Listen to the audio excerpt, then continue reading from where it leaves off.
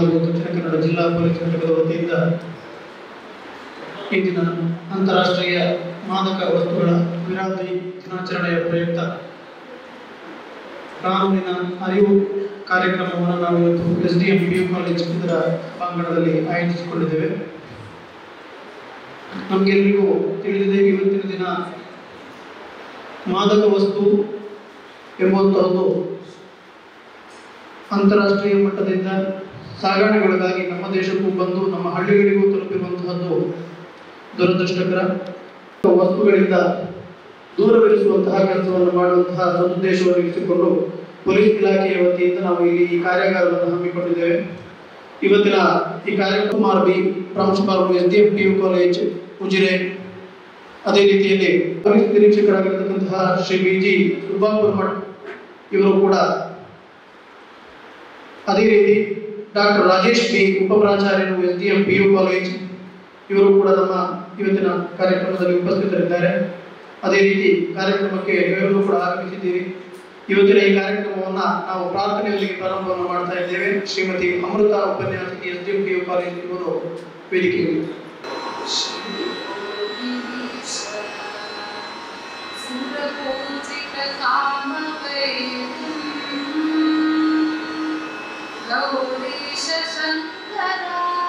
महेश्वर विश्वदेतो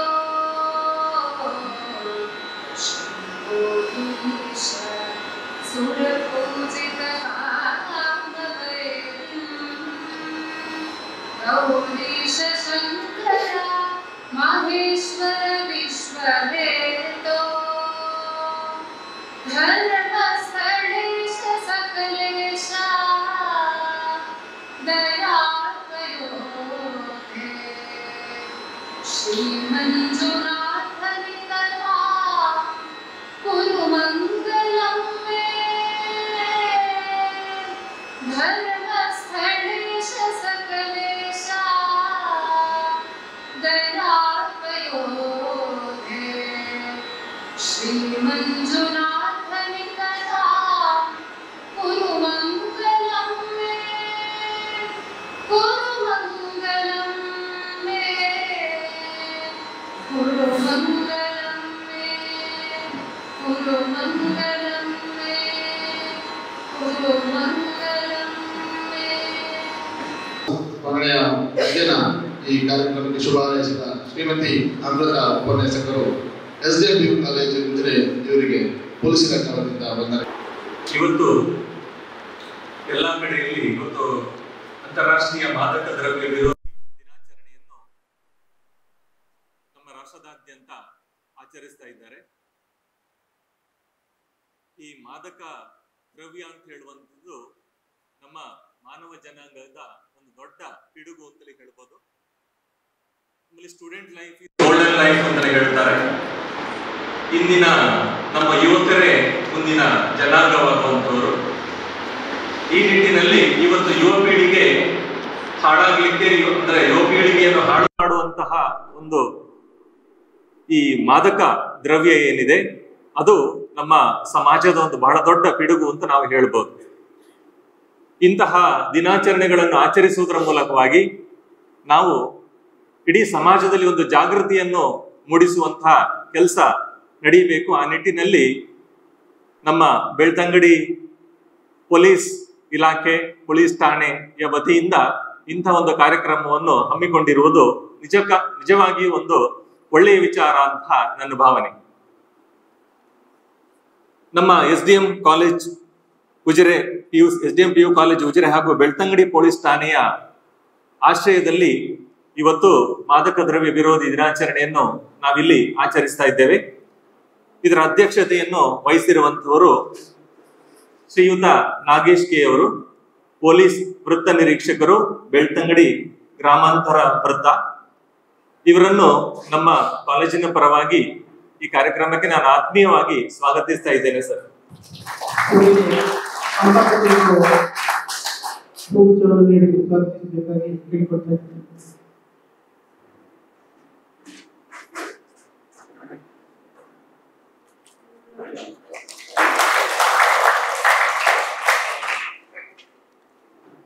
ವೇದಿಕೆಯಲ್ಲಿ ನಮ್ಮ ಕಾಲೇಜಿನ ಪ್ರಾಂಶುಪಾಲರು ಶ್ರೀಯುತ ಪ್ರಮೋದ್ ಕುಮಾರ್ ಅವರು ಉಪಸ್ಥಿತರಿದ್ದಾರೆ. ಅವರನ್ನು ಈ ಸಭೆಗೆ ನಾನು ನಮ್ಮೆಲ್ಲರ ಪರವಾಗಿ ಆತ್ಮೀಯವಾಗಿ ಸ್ವಾಗತಿಸ್ತಾ ಇದ್ದೇನೆ.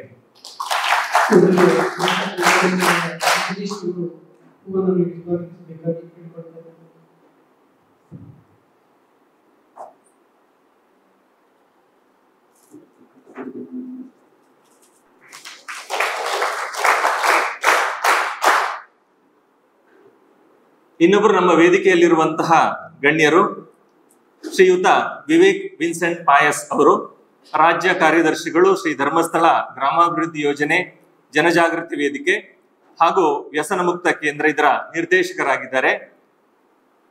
ಇವತ್ತು ವಿದ್ಯಾರ್ಥಿಗಳಲ್ಲಿ ಸಾಕಷ್ಟು ಜಾಗೃತಿಯನ್ನು ಮೂಡಿಸ್ತಾ ಇದ್ದಾರೆ. ಈ ಮಾದಕ ವ್ಯಸನದ ಕುರಿತಾಗಿ ಸಾಕಷ್ಟು ಸಮಾಜದಲ್ಲಿ ಜಾಗೃತಿಯನ್ನು ಮೂಡಿಸುವ ನಿಟ್ಟಿನಲ್ಲಿ ಹಲವಾರು ಕಾರ್ಯಕ್ರಮಗಳನ್ನು ಬೇರೆ ಬೇರೆ ಕಡೆಗಳಲ್ಲಿ ರಾಜ್ಯದಾದ್ಯಂತ ಹಮ್ಮಿಕೊಂಡಿದ್ದಾರೆ. ಅವರನ್ನು ನಾನು ನಮ್ಮ ಕಾಲೇಜಿನ ಪರವಾಗಿ ಆತ್ಮೀಯವಾಗಿ ಸ್ವಾಗತಿಸ್ತಾ ಇದ್ದೇನೆ.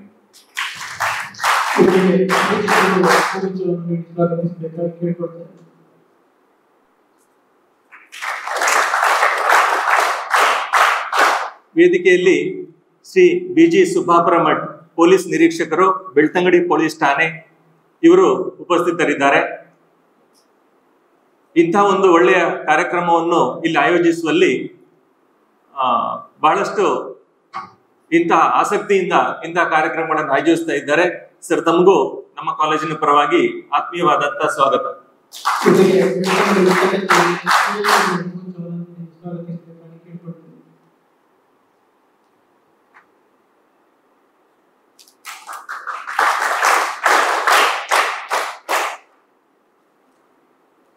ನಮ್ಮ ಕಾಲೇಜಿನ NSS ಅಧಿಕಾರಿಯಾದಂತಹ ಶ್ರೀಯುತ ವಿಶ್ವನಾಥ್ ಅವರು ಕೂಡ ವೇದಿಕೆಯಲ್ಲಿ ಉಪಸ್ಥಿತರಿದ್ದಾರೆ. ತಮಗೂ ಕೂಡ ಆತ್ಮೀಯವಾದಂತಹ ಸ್ವಾಗತ ಸರ್.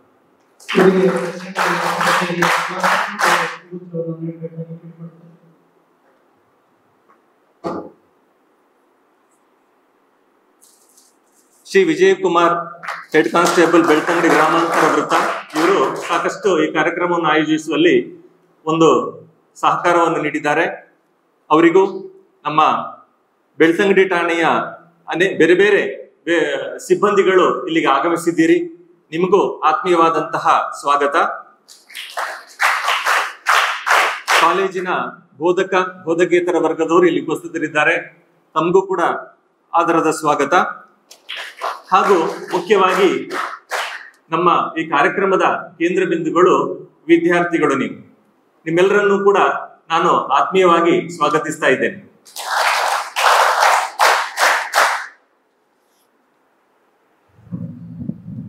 ತಮಗೂ ಈ ಕಾರ್ಯಕ್ರಮಕ್ಕೆ ಸ್ವಾಗತಗಳು ಸರ್. ಅಭಿಜಿತ್ ಅವರು ಹೂವಿಸುವುದರಲ್ಲಿ ಸ್ವಾಗತವನ್ನು ಮಾಡಬೇಕಾಗಿ ಕೇಳಿಕೊಳ್ತಾರೆ. ಈ ದಿನ ಜೂನ್ 26 ಅಂತಾರಾಷ್ಟ್ರೀಯ ಮಾದಕ ವಸ್ತುಗಳ ವಿರೋಧಿ ದಿನವನ್ನಾಗಿ ಆಚರಣೆ ಮಾಡ್ತಾ ಇದ್ದೇವೆ. ಇದು ಕೇವಲ ನಮ್ಮ ರಾಜ್ಯ, ನಮ್ಮ ದೇಶದಲ್ಲಿ ಅಷ್ಟೇ ಅಲ್ಲ, ಪೂರ್ಣ ವಿಶ್ವದಲ್ಲಿ ಆಚರಣೆ ಮಾಡ್ತಾ ಇದ್ದೇವೆ. ಇದರ ಒಂದು ಗಂಭೀರ ಉದ್ದೇಶ ವ್ಯಸನ ಮುಕ್ತ, ಮಾದಕ ದ್ರವ್ಯ ಮುಕ್ತ ಸಮಾಜ ನಿರ್ಮಿಸುವುದಾಗಿದೆ. ಮಾದಕ ವಸ್ತುಗಳು ಮನುಷ್ಯನಿಗೆ ಯಾವ ರೀತಿ ಪರಿಣಾಮ ಬೀರ್ತವೆ, ಅದರಿಂದ ಸಮಾಜ ಮತ್ತು ನಮ್ಮ ದೇಶದ ಮೇಲೆ ಆಗುವಂಥ ದುರ್ಗತಿ ಹಾಗೂ ಇದರಿಂದ ಆಗುವಂಥ ಅಪರಾಧಗಳು, ಇವುಗಳನ್ನೆಲ್ಲ ಬಂದ್ ಮಾಡಬೇಕಂತಂದರೆ ನಾವು ಮಾದಕ ವಸ್ತುಗಳ ಸೇವನೆಯನ್ನು ಬಿಟ್ಟು ಬಿಡಬೇಕಾಗಿದೆ.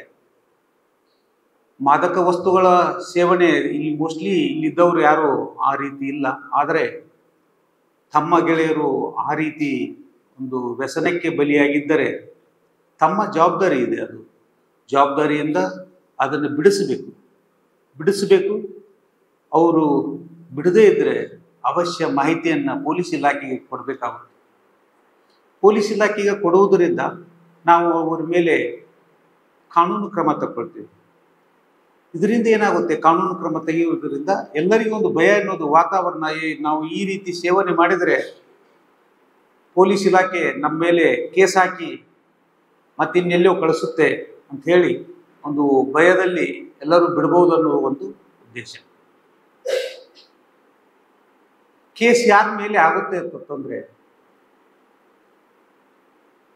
ಏನು ಡ್ರಗ್ಸ್ ಅಂತ ಹೇಳ್ತೇವೆ, ಮಾದಕ ವಸ್ತುಗಳ ಸಾಗಾಟ ಮಾಡೋರ ಮೇಲೆ, ಸಂಗ್ರಹಣ ಮಾಡೋರ ಮೇಲೆ, ಮಾರಾಟ ಮಾಡೋರ ಮೇಲೆ ಮತ್ತು ಅದನ್ನು ಸೇವಿಸುವವರ ಮೇಲೆ ಎಲ್ಲ ರೀತಿ ಕಲಂಗಳ ಅಡಿಯಲ್ಲಿ ನಾವು ಪ್ರಕರಣ ದಾಖಲಿಸಿ, ನಾವು ಕೂಡ ಇಲಾಖೆ ಕೂಡ ಸರ್ಕಾರ ಮಾದಕ ಇದೇನು ಡ್ರಗ್ಸ್ ಅಬ್ಯೂಸ್ ಇದೆಯಲ್ಲ ಅದನ್ನು ಟೋಟಲಿ ಬೇರು ಸಮೇತ ಕಿತ್ತು ಹಾಕಬೇಕು ಅಂತ ಹೇಳಿ ನಮ್ಮನ್ನು ಇಲಾಖೆಗೆ ಜವಾಬ್ದಾರಿಯನ್ನು ಕೊಟ್ಟಿದ್ದಾರೆ. ಆ ನಿಟ್ಟಿನಲ್ಲಿ ಆ ಏನು ಮಾದಕ ದ್ರವ್ಯಗಳ ಸೇವನೆಯಿಂದ ಏನು ಪರಿಣಾಮ ಬೀರುತ್ತದೆ ಅಂತ ಹೇಳಿಕೆ ನಾವು ಸಂಪನ್ಮೂಲ ವ್ಯಕ್ತಿಗಳಾದಂಥ ನಮ್ಮ ಮಧ್ಯವರ್ಜನೆ ಶಿಬಿರದ ಡೈರೆಕ್ಟರ್ ಆದಂಥ ಪಯಾಸ್ ಸರ್ ಇದ್ದಾರೆ. ಅವರು ತಮಗೆ ವಿವರವಾಗಿ ತಿಳಿಸ್ತಾರೆ.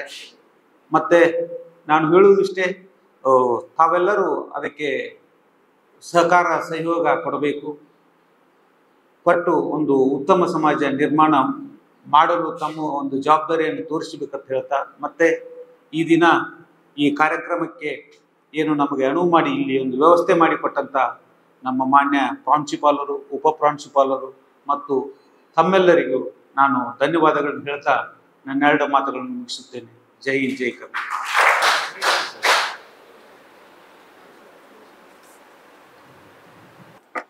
ಓಂ ಶ್ರೀ ಜನಾರ್ದನಾಯ ನಮಃ. ನಮ್ಮ ಶಿಕ್ಷಣ ಸಂಸ್ಥೆಗಳ ಅಧ್ಯಕ್ಷ ಅಂತಹ ಪರಮ ಪೂಜ್ಯ ಕಾವಂದರಿಗೆ ವಂದಿಸಿಕೊಂಡು,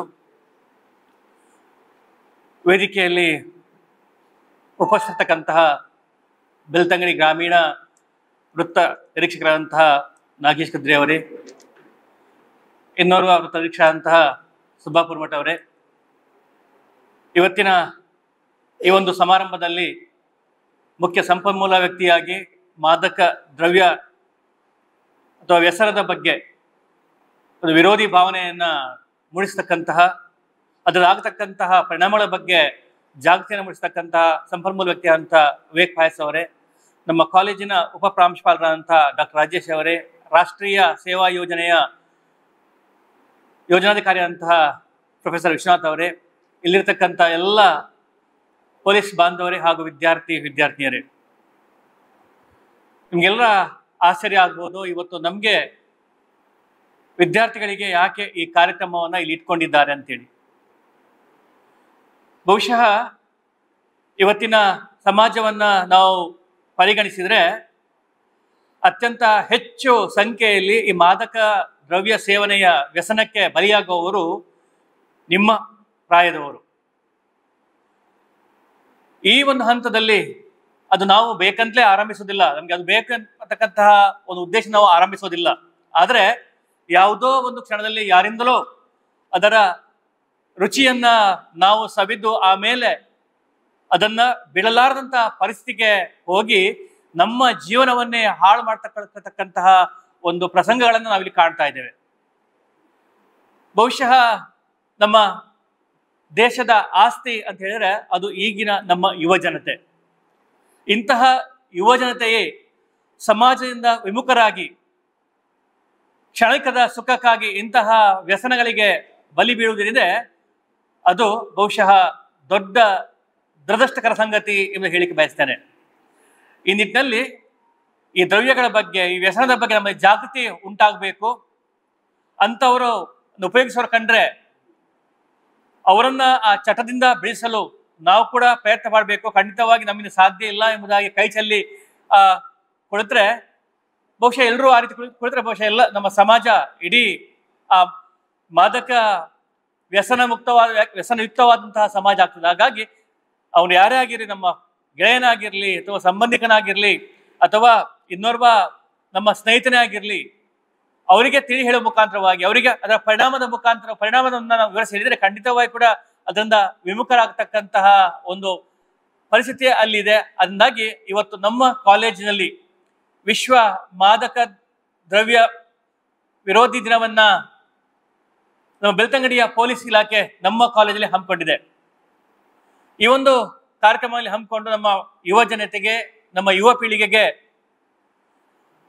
ಮಾಹಿತಿಯನ್ನ ನೀಡ್ತಕ್ಕಂತಹ ಒಂದು ಪ್ರಯತ್ನವನ್ನ ಪೊಲೀಸ್ ಇಲಾಖೆ ಮಾಡಿದೆ. ಅವರಿಗೆ ನಮ್ಮ ಕಾಲೇಜಿನ ಪರವಾಗಿ, ಆಡಳಿತ ಮಂಡಳಿಯ ಪರವಾಗಿ ಅಭಿನಂದನೆ ಸಲ್ಲಿಸಿ, ಇವತ್ತು ಏನು ಕಾರ್ಯಕ್ರಮ ಉತ್ತಮವಾದ ಕಾರ್ಯಕ್ರಮ ಇದೆ ಅದರ ಸದುಪಯೋಗವನ್ನ ವಿದ್ಯಾರ್ಥಿ ಪಡ್ಕೊಳ್ಳಿ ಎಂಬುದಾಗಿ ಹೇಳುತ್ತಾ ನನ್ನೆರಡು ಮಾತನ್ನ ಮುಗಿಸ್ತೇನೆ.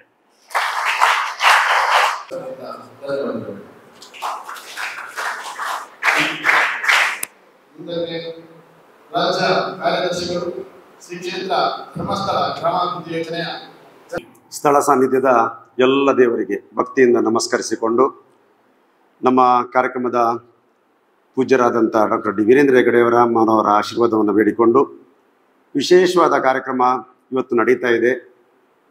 ಈ ಕಾಲೇಜಿನ ಈ ಒಂದು ಆವರಣದಲ್ಲಿ ಪೊಲೀಸ್ ಇಲಾಖೆಯ ವತಿಯಿಂದ ಬಹಳ ಅದ್ಭುತವಾದಂಥ ಒಂದು ಕಾರ್ಯಕ್ರಮವನ್ನು ಸಂಘಟನೆ ಮಾಡುವಲ್ಲಿ ಪ್ರಯತ್ನಿಸಿ ಎಲ್ಲ ಸಿಬ್ಬಂದಿಗಳ ಸಮೇತರಾಗಿ ಮುಖ್ಯಸ್ಥರು ಬಂದಿದ್ದಾರೆ. ಮುಖ್ಯವಾಗಿ ನಾಗೇಶ್ ಸರ್ ಅವರೇ,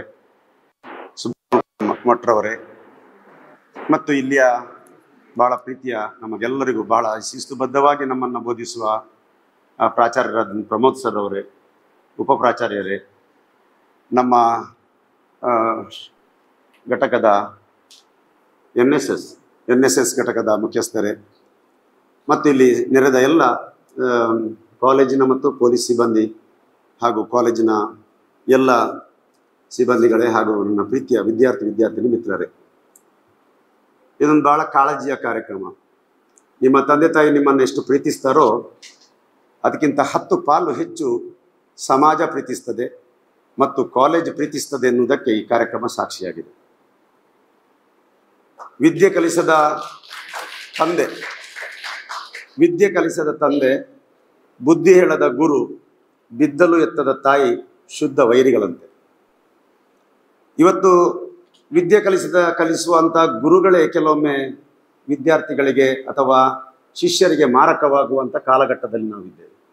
ಗುರುಗಳೇ ಮಾಡೆಲ್ ಆಗಿರುವುದಿಲ್ಲ, ತಂದೆ ತಾಯಿಗಳು ಮನೆಯಲ್ಲಿ ಮಾಡೆಲ್ ಆಗಿರುವುದಿಲ್ಲ.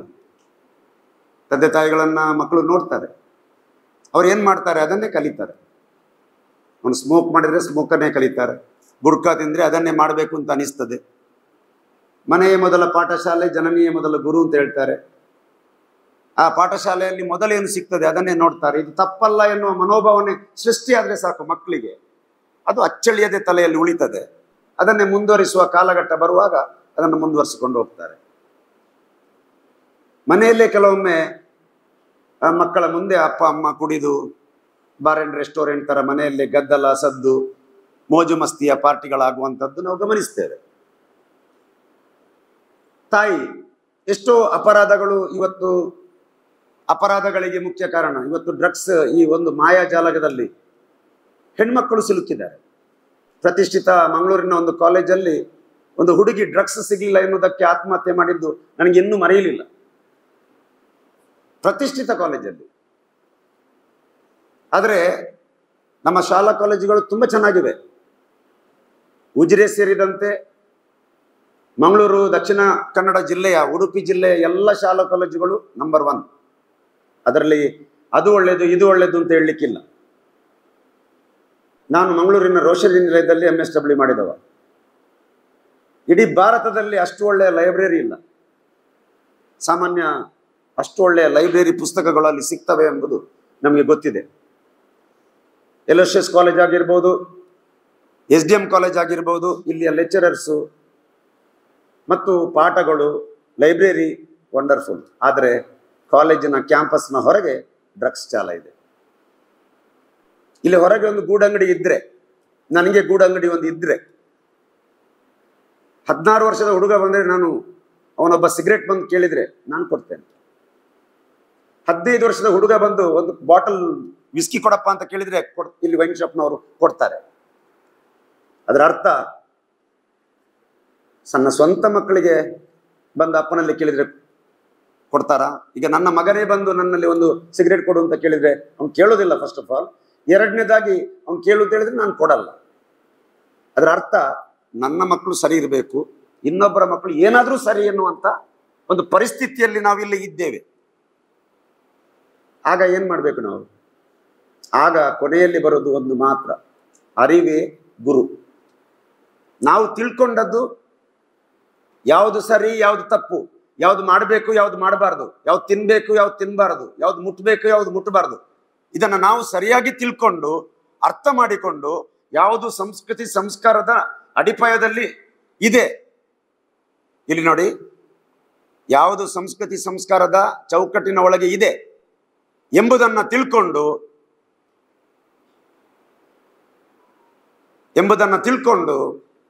ಯಾರು ಮುಂದಡಿ ಇಡ್ತಾರೆ ಅವರು ಮಾತ್ರ ಜೀವನದಲ್ಲಿ ಯಶಸ್ವಿ ಆಗ್ತಾರೆ. ಮಾದಕ ವಸ್ತುಗಳ ಜಾಲದಲ್ಲಿ ಹೆಣ್ಮಕ್ಕಳೇ ಕಿಂಗ್ ಫಿನ್ಗಳು. ಇದನ್ನು ನೆನಪಿನಲ್ಲಿ ಇಟ್ಕೊಂಡು ನಾವು ಈ ಕ್ಲಾಸಲ್ಲಿ ಭಾಗವಹಿಸಬೇಕು. ದುಶ್ಚಟದಲ್ಲಿದ್ದವನಿಗೆ ಕೆಟ್ಟ ಮೇಲೆ ಬುದ್ಧಿ. ನನಗೆ ಎಲ್ಲ ವಿಷಯ ಮಾತಾಡ್ಲಿಕ್ಕೆ ಇವತ್ತು ಟೈಮೇ ಇಲ್ಲ. ಮರದ ಮೇಲೆ ಮಲಗಿದವನಿಗೆ ಬಿದ್ದ ಮೇಲೆ ಎಚ್ಚರಿಕೆ. ಮತ್ತೆ ಯಾಕೆ ಮರದ ಮೇಲೆ ಮಲಗಬೇಕು? ಕೆಟ್ಟ ಮೇಲೆ ಬುದ್ಧಿ ಬರ್ಲಿಕ್ಕೆ ಆಗಲ್ಲ. ತಲೆ ಹೋದ ನಂತರ ಕಿರೀಟ ಇಡಕ್ಕಾಗಲ್ಲ. ಸತ್ತ ಎಮ್ಮೆಗೆ 25 ಲೀಟರ್ ಹಾಲು ಸಿಕ್ತಿತ್ತು ಅಂತೇಳಿ ಮರ್ಕಿದ್ರೆ ಅದು ಸಿಗೋದಿಲ್ಲ ಇನ್ನು. ಅದಕ್ಕಾಗಿ ಇವತ್ತು ಪ್ರಿವೆನ್ಷನ್, ಮಾದಕ ವಸ್ತುಗಳ ತಡೆಗಟ್ಟುವಿಕೆ ಮತ್ತು ನಿರ್ವಹಣೆಗಾಗಿ ಇವತ್ತಿನ ದಿನವನ್ನ ಇಡೀ ವಿಶ್ವ ಸಮಾಜಕ್ಕೆ ಅರ್ಪಣೆ ಮಾಡ್ತಾ ಇದೆ. ವಿಶ್ವ ಆರೋಗ್ಯ ಸಂಸ್ಥೆ ಇವತ್ತು ಈ ದಿನಾಚರಣೆಯನ್ನ ಆಚರಿಸಬೇಕು 3 ಉದ್ದೇಶದಿಂದ. ಒಂದು ಪ್ರಿವೆನ್ಷನ್ ಲೆವೆಲಲ್ಲಿ, ಮತ್ತೊಂದು ಟ್ರೀಟ್ಮೆಂಟ್ ಲೆವೆಲಲ್ಲಿ, ಮತ್ತೊಂದು ರಿಕವರಿ ಲೆವೆಲಲ್ಲಿ. ಯಾರಿಗೆಲ್ಲ ಸಾಧ್ಯತೆ ಇದೆ, ಯಾರು ಇದಕ್ಕೆ ವ್ಯಸನಕ್ಕೆ ಬಲಿ ಬಿದ್ದಿದ್ದಾರೆ ಅವರಿಗೆ ಟ್ರೀಟ್ಮೆಂಟ್ ಕೊಟ್ಟು ಅವರನ್ನು ಫಾಲೋ ಅಪ್ ಮಾಡಿಕೊಂಡು ಅನುಪಾಲನೆ ಮಾಡಿಕೊಂಡು, ಯಾರು ಈ ವ್ಯಸನಕ್ಕೆ ಬಲಿ ಬೀಳುವ ವರ್ಗ ಇದೆ ಅವರಿಗೆ ಜಾಗೃತಿ ಮೂಡಿಸಿ ಈ ದಿನಾಚರಣೆಯನ್ನು ಆಚರಿಸಬೇಕು ಎನ್ನುವಂಥ ವಿಚಾರ ಬಂದಾಗ ನಮ್ಮ ಪೊಲೀಸ್ ಇಲಾಖೆ ಇವತ್ತು ಮುಂದಾಗಿ ಈ ಕೆಲಸವನ್ನು ಮಾಡ್ತಾ ಇದೆ. ವಿದ್ಯಾರ್ಥಿಗಳು ತುಂಬ ಅಪಾಯದಲ್ಲಿದ್ದಾರೆ.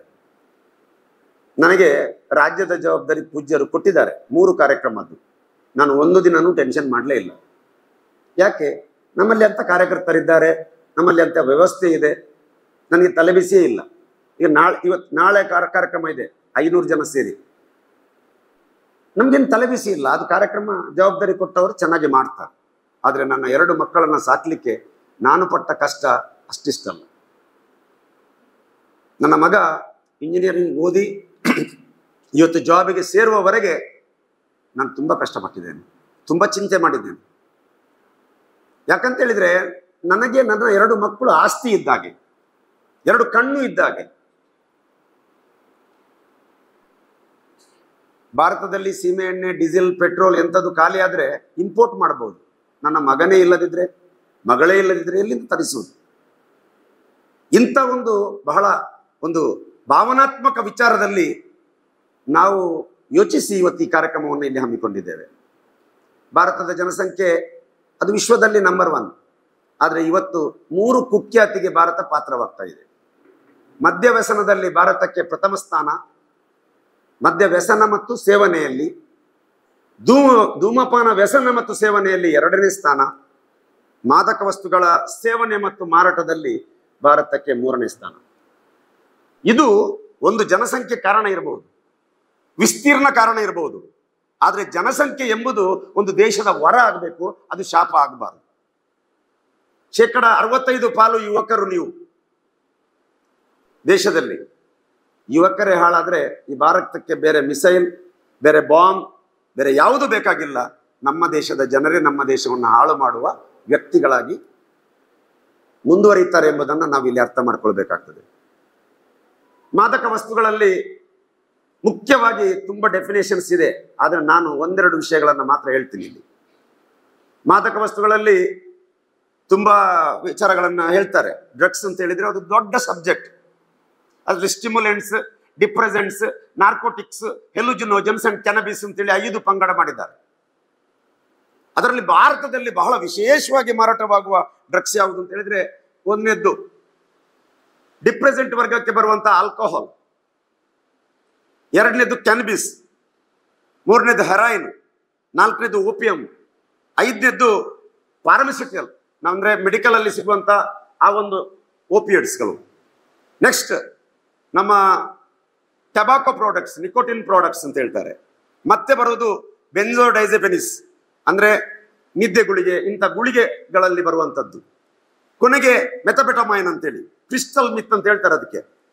ಮತ್ತೆ 9ನೇದ್ದು ಕೊಕೈನ್, ಅಂದ್ರೆ ಗಾಂಜಾ, ಚರಸ್, ಬಂಗ್, ಅಫೀಮು, ಹೆರಾಯಿನ್, ಆಂಪಿಟಮೈನ್, ಡೈನಪಿಟಮೈನ್, ಲೆವರಲಫಿನ್, ಸೈಕ್ಲೋಜೆಸಿನ್, ಕೈನಿ, ಚಿಲುಮೆ, ಗುಡಗಡಿ, ಪೈಪ, ಜಾಜೇಲಿ, ಮಾಜುನ್ ಮಿಠಾಯಿ, ಹಾತಿ, ಕಾಚು, ಜಡ್ದ, ಪಾನ್ ಪರಾಗ್, ಮತ್ತೆ ಇದು ಮಶ್ರೂಮ್ ಪೌಡರ್, ಎಕ್ಟಸಿ ಮಾತ್ರೆಗಳು, ಯೂಬಾ ಟ್ಯಾಬ್ಲೆಟ್ಗಳು. ಇದೆಲ್ಲ ನಾನು ಹೇಳಿದ್ದು ತಿಂಡಿಯ ವಿಚಾರಗಳಲ್ಲ. ಮಶ್ರೂಮ್ ಪೌಡರ್ ಅಂತ ಸಿಗುತ್ತೆ, ಸ್ಟ್ಯಾಂಪ್ ಅಂತ ಸಿಗುತ್ತೆ. ಉತ್ತರ ಕರ್ನಾಟಕ ಭಾಗದಲ್ಲಿ ನಾನು ಎಷ್ಟೋ ಯುವಕರು ಇದಕ್ಕೆ ಬಲಿಯಾಗುವುದನ್ನು ನೋಡಿದ್ದೇನೆ. ನಮ್ಮ ಡಿಅಡಿಕ್ಷನ್ ಸೆಂಟರ್ಗಳಿಗೆ ಬರ್ತಾರೆ. ಅದಲ್ಲದೆ ಯಾವುದು ಸಿಗದೇ ಇದ್ದಾಗ ಸೊಲ್ಯೂಷನ್ಸ್ಗಳು, ಇನ್ಹೇಲ್ ಮಾಡುವಂಥದ್ದು, ಪೇಂಟ್, ಡಿಯೋಡ್ರೆಂಟ್, ಹ್ಯಾಲೋಥಿನ್.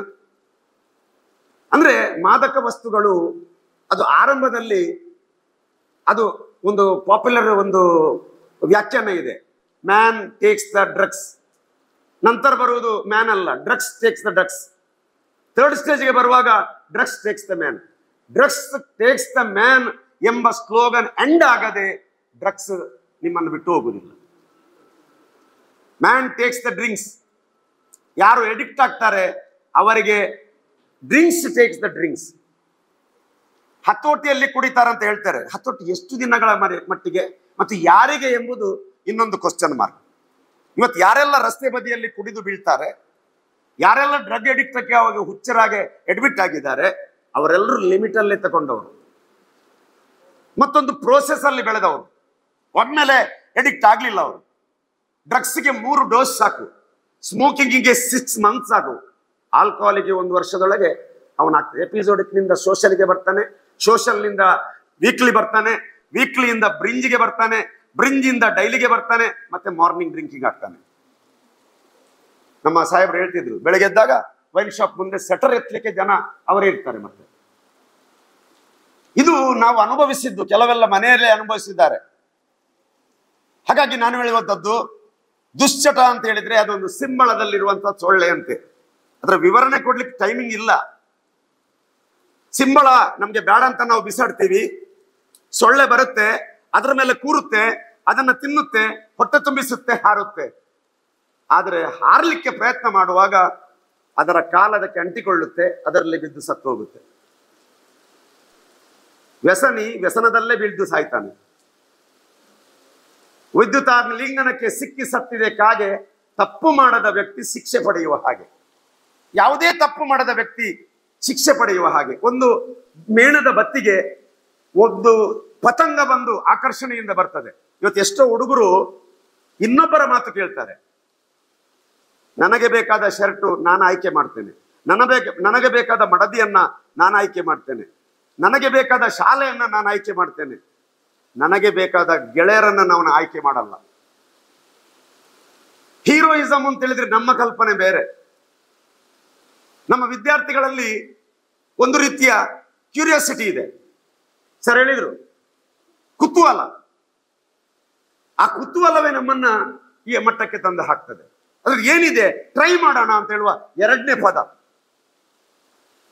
ಯಾರು ಸ್ಮೋಕಿಂಗ್ ಮಾಡಿದಾನೆ ಅವನು ಗಾಂಜಾದ ಅವಕಾಶ ಇದ್ದರೆ ಅದನ್ನ ಉಪಯೋಗಿಸ್ತಾನೆ. ವಿದ್ಯಾರ್ಥಿಗಳಲ್ಲಿ ಇವತ್ತು ಹೊಸ ಹೊಸ ಅಡಿಕ್ಷನ್ ಇದೆ. ನಾನು ಹೇಳಲಿಕ್ಕೆ ಹೋಗೋದಿಲ್ಲ. ಕೆಲವೊಮ್ಮೆ ನಾವು ಮಾಹಿತಿ ಕೊಡುವಂಥದ್ದೇ ಅವರಿಗೆ ಇನ್ನೊಂದು ರೀತಿಯ ಮಾಹಿತಿ ಆಗ್ತದೆ. ಅರ್ಥ ಮಾಡಿಕೊಳ್ಳಿ, ನೀವು ಸಣ್ಣ ವಯಸ್ಸಿನ ಮಕ್ಕಳು.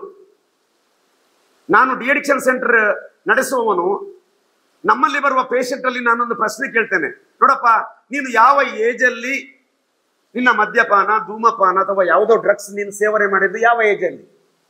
ಅವಾಗ ಕರೆಕ್ಟ್ ಆಗಿ ಹೇಳ್ತಾನೆ 14ರಿಂದ 24. ಇದೊಂದು ಬಹಳ ರಿಸ್ಕ್ ಏಜ್ ಅಂತ ಹೇಳ್ತಾರೆ. ಈ ಏಜ್ಗೆ ಕನ್ನಡದಲ್ಲಿ ಎಡಬಿಡಂಗಿ ಪ್ರಾಯ ಅಂತ ಹೇಳ್ತಾರೆ. ಈ ಪ್ರಾಯಕ್ಕೆ ಇನ್ನೊಂದು ಸಂಸ್ಕೃತದಲ್ಲಿ ಷೋಡಶ ಪ್ರಾಯ ಅಂತ ಹೇಳ್ತಾರೆ. ಈ ಪ್ರಾಯ ಎಷ್ಟು ಒಳ್ಳೆಯ ಪ್ರಾಯ. ಸರ್ ಹೇಳಿದಾಗೆ ಗೋಲ್ಡನ್ ಏಜೋ ಅಷ್ಟೇ ಈ ಪ್ರಾಯ ತುಂಬಾ ಹುಚ್ಚುಕೋಡಿ ಮನಸ್ಸು. 16ರ ವಯಸ್ಸು ಹುಚ್ಚುಚ್ಚಾಗಿ ಯೋಚನೆ ಮಾಡ್ತದೆ. ಇನ್ನೊಬ್ಬರು ಮಾಡುವ ಕೇಶಶೈಲಿ, ಇನ್ನೊಬ್ಬರು ಮಾಡುವ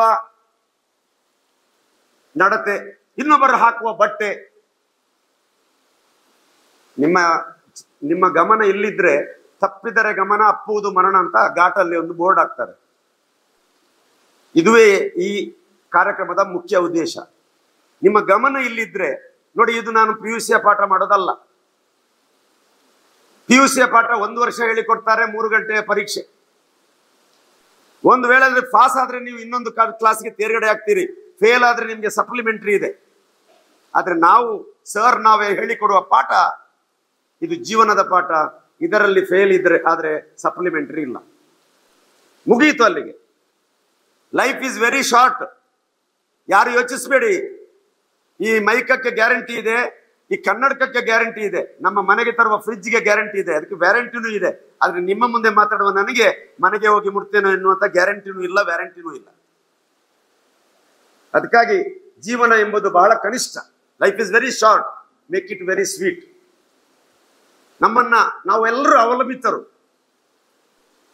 ನೀವು ತಲೆ ಎತ್ತಿ ನಡೆಯುವ ವಿದ್ಯಾರ್ಥಿಗಳು ಆಗಬೇಕು ಅಂತ ಹೇಳಿ ನಾವು ಬಂದಿದ್ದೇವೆ. ಪ್ರಪಂಚ ಕಾಣದ ಅದ್ಭುತ ವಿದ್ಯಾರ್ಥಿಗಳು ನೀವು ಆಗಬೇಕು ಅಂತ ನಾವು ಬಂದಿದ್ದೇವೆ. ಯಾವುದೇ ಅಪರಾಧ ಮಾಡುವಾಗ, ಯಾವುದೇ ಅಪಘಾತ ಆದಾಗ, ಯಾವುದೇ ಅಕಾಲಿಕ ಮರಣ ಆದಾಗ, ಆತ್ಮಹತ್ಯೆ ಆದಾಗ ಪೊಲೀಸರು ಬರ್ತಾರೆ. ಇವತ್ತು ಯಾಕೆ ಪೊಲೀಸರು ಬಂದಾರೆ? ಯಾಕಂದ್ರೆ ಅಂಥದ್ದು ಇನ್ನು ಮುಂದಕ್ಕೆ ಆಗಬಾರದು ಎನ್ನುವುದಕ್ಕೆ ಮೊದಲೇ ಬಂದಿದ್ದಾರೆ. ಮದ್ಯಪಾನ ಮತ್ತು ಮಾದಕ ವಸ್ತುಗಳ ಚಟದಿಂದ 3 ಗ್ಯಾರಂಟಿ: ಅಕಾಲಿಕ ಮರಣ, ಅಪಘಾತ, ಆತ್ಮಹತ್ಯೆ. ಒಮ್ಮೆ ರಿಪೋರ್ಟ್ ತೆಗೆದು, ಕ್ರೈಮ್ ರಿಪೋರ್ಟ್ ತೆಗೆದು ನೋಡಿದ್ರೆ, ಅಥವಾ ಆ ಲಿಸ್ಟ್ ತೆಗೆದು ನೋಡಿದ್ರೆ 60% 70% ಜನ ಆತ್ಮಹತ್ಯೆ ಆದವರು ಇದರ ಬಳಕೆ ಮಾಡಿ ಆತ್ಮಹತ್ಯೆ ಮಾಡುವುದನ್ನು ನಾವು ಗಮನಿಸ್ತೇವೆ.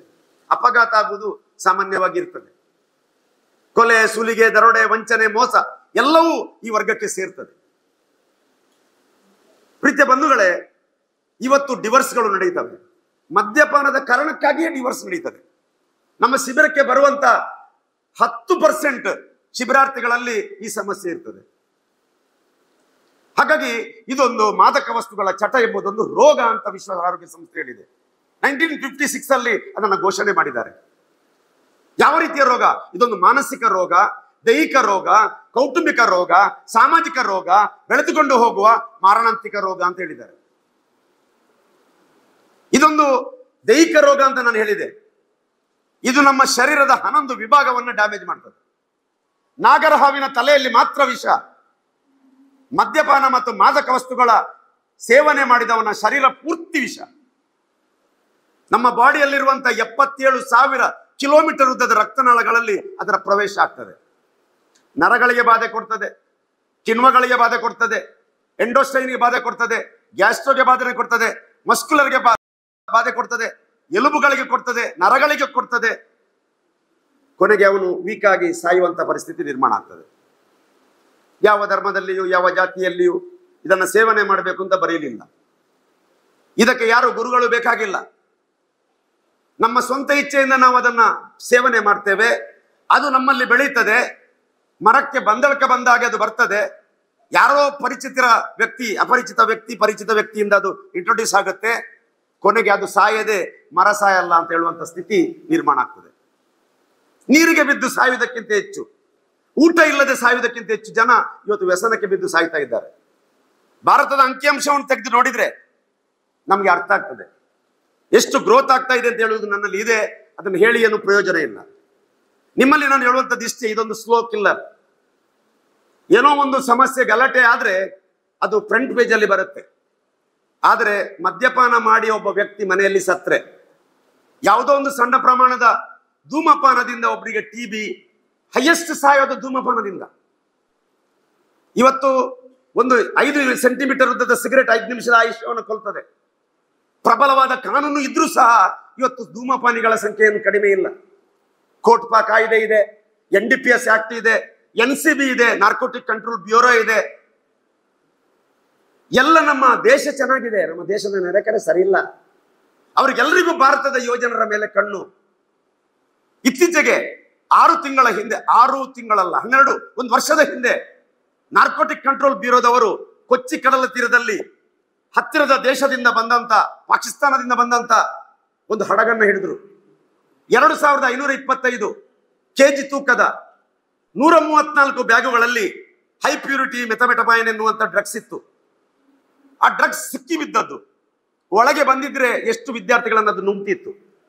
ಇವತ್ತು ಮಾದಕ ವಸ್ತುಗಳ ಮಾರಾಟ ಜಾಲದ ವ್ಯವಸ್ಥೆಗೆ ಮೊಬೈಲ್ಗಳೇ ಮಾರುಕಟ್ಟೆ. ನಿಮ್ಮ ಕೈಯಲ್ಲಿರುವ ಮೊಬೈಲ್ಗಳೇ ಮಾರುಕಟ್ಟೆ. ಬೆಳಗಿರುವ ಡಾರ್ಕ್ ವೆಬ್ಸೈಟ್ಗಳು ಸಂಜೆ ಇರುವುದಿಲ್ಲ.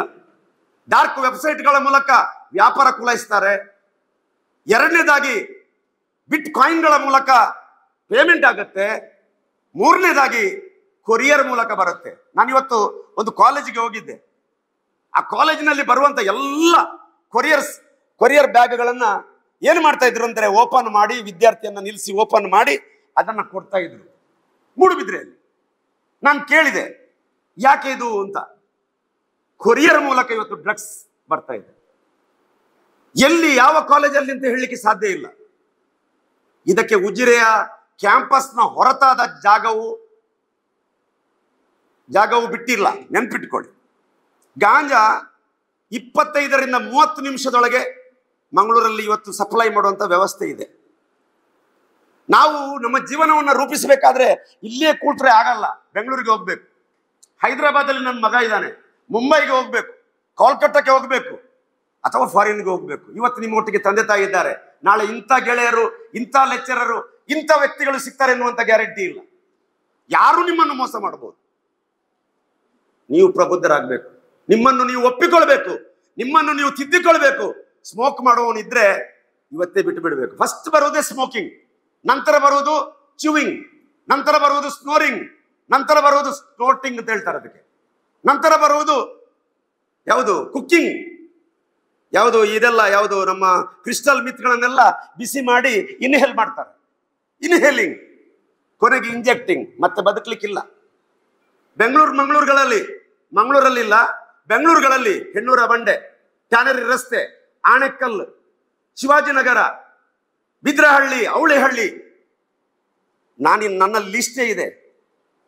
ಇಂತಹ ರಿಮೋಟ್ ನಗರಗಳಲ್ಲಿ ಇವತ್ತು ಮಾದಕ ವಸ್ತುಗಳ ಮಾರಾಟ ಮತ್ತು ಜಾಲ ಸುಮಾರು 180 ಕೋಟಿ ರೂಪಾಯಿಗಿಂತಲೂ ಹೆಚ್ಚು ವಾರ್ಷಿಕವಾಗಿ ಅದರ ಮಾರಾಟ ಜಾಲ ಇವತ್ತಿದೆ ಅಂತೆ.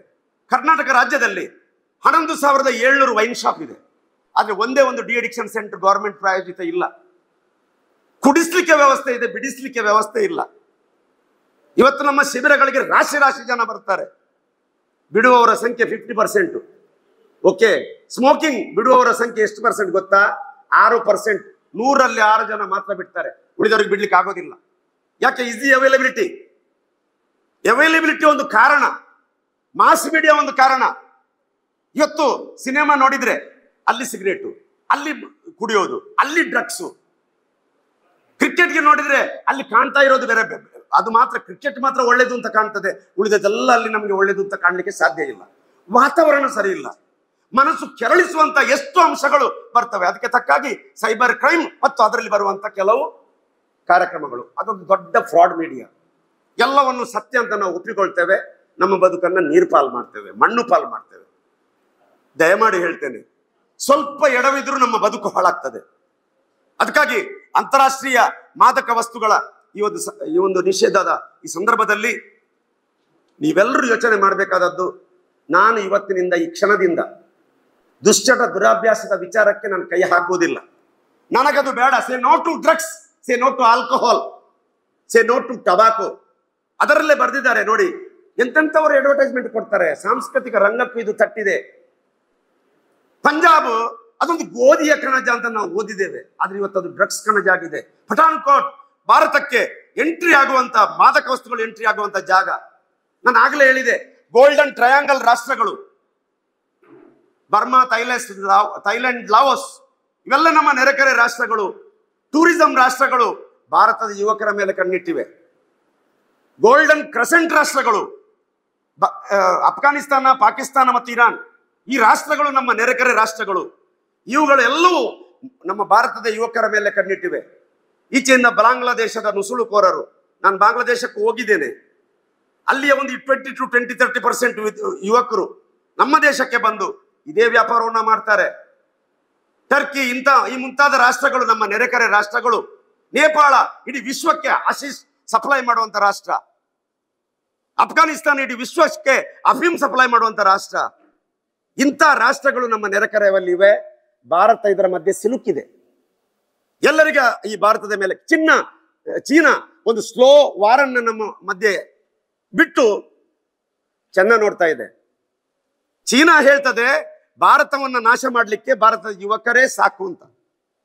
10% ಮಾದಕ ವಸ್ತುಗಳ ಸೇವನೆಯ ಗ್ರೋತ್ ಆಗ್ತಾ ಇದೆ. ಅದು ಯುವಕರು ದಾರಿ ತಪ್ತಾ ಇದ್ದಾರೆ. ಅವರಿಗೆ ಸುಲಭವಾಗಿದು ಎಟಕ್ತಾ ಇದೆ. ಯಾರ ಭಯ ಇಲ್ಲದೆ ಮೊನ್ನೆ ಒಂದು ವಾಟ್ಸಪ್ ಅಲ್ಲಿ ನಾನು ನೋಡಿದೆ, ಬನ್ನೇರುಘಟ್ಟದಲ್ಲಿ ಹುಡುಗರು ಗಾಂಜಾ ತಕೊಂಡು ಏನೆಲ್ಲ ಮಾಡುವಂಥದ್ದು. ಇವತ್ತು ಕ್ಲಬ್ಗಳು, ಪಬ್ಗಳು, ಯಾಕೆ ನಾನು ಹೇಳ್ತೀನಿ, 3 ರೂಪಾಯಿಯ 4 ರೂಪಾಯಿಯ ಟ್ಯಾಬ್ಲೆಟ್ಗಳು, ಫಾರ್ಮಸ್ಯೂಟಿಕಲ್ ಅಂದ್ರೆ ಅರ್ಥಾತ್ ಮೆಡಿಕಲ್ ಡ್ರಗ್ಸ್ ಬಹಳ ಡೇಂಜರಸ್. ಡಾಕ್ಟರ್ ಪ್ರಿಸ್ಕ್ರಿಪ್ಷನ್ ಮಾಡಿದಂತ ಮದ್ದು ಮಾತ್ರ ನೀವು ತಗೊಳ್ಬೇಕು. ಇವತ್ತು ಹೆಚ್ಚಿನವರಿಗೆ ಒಂದು ಚಾಳಿ ಇದೆ.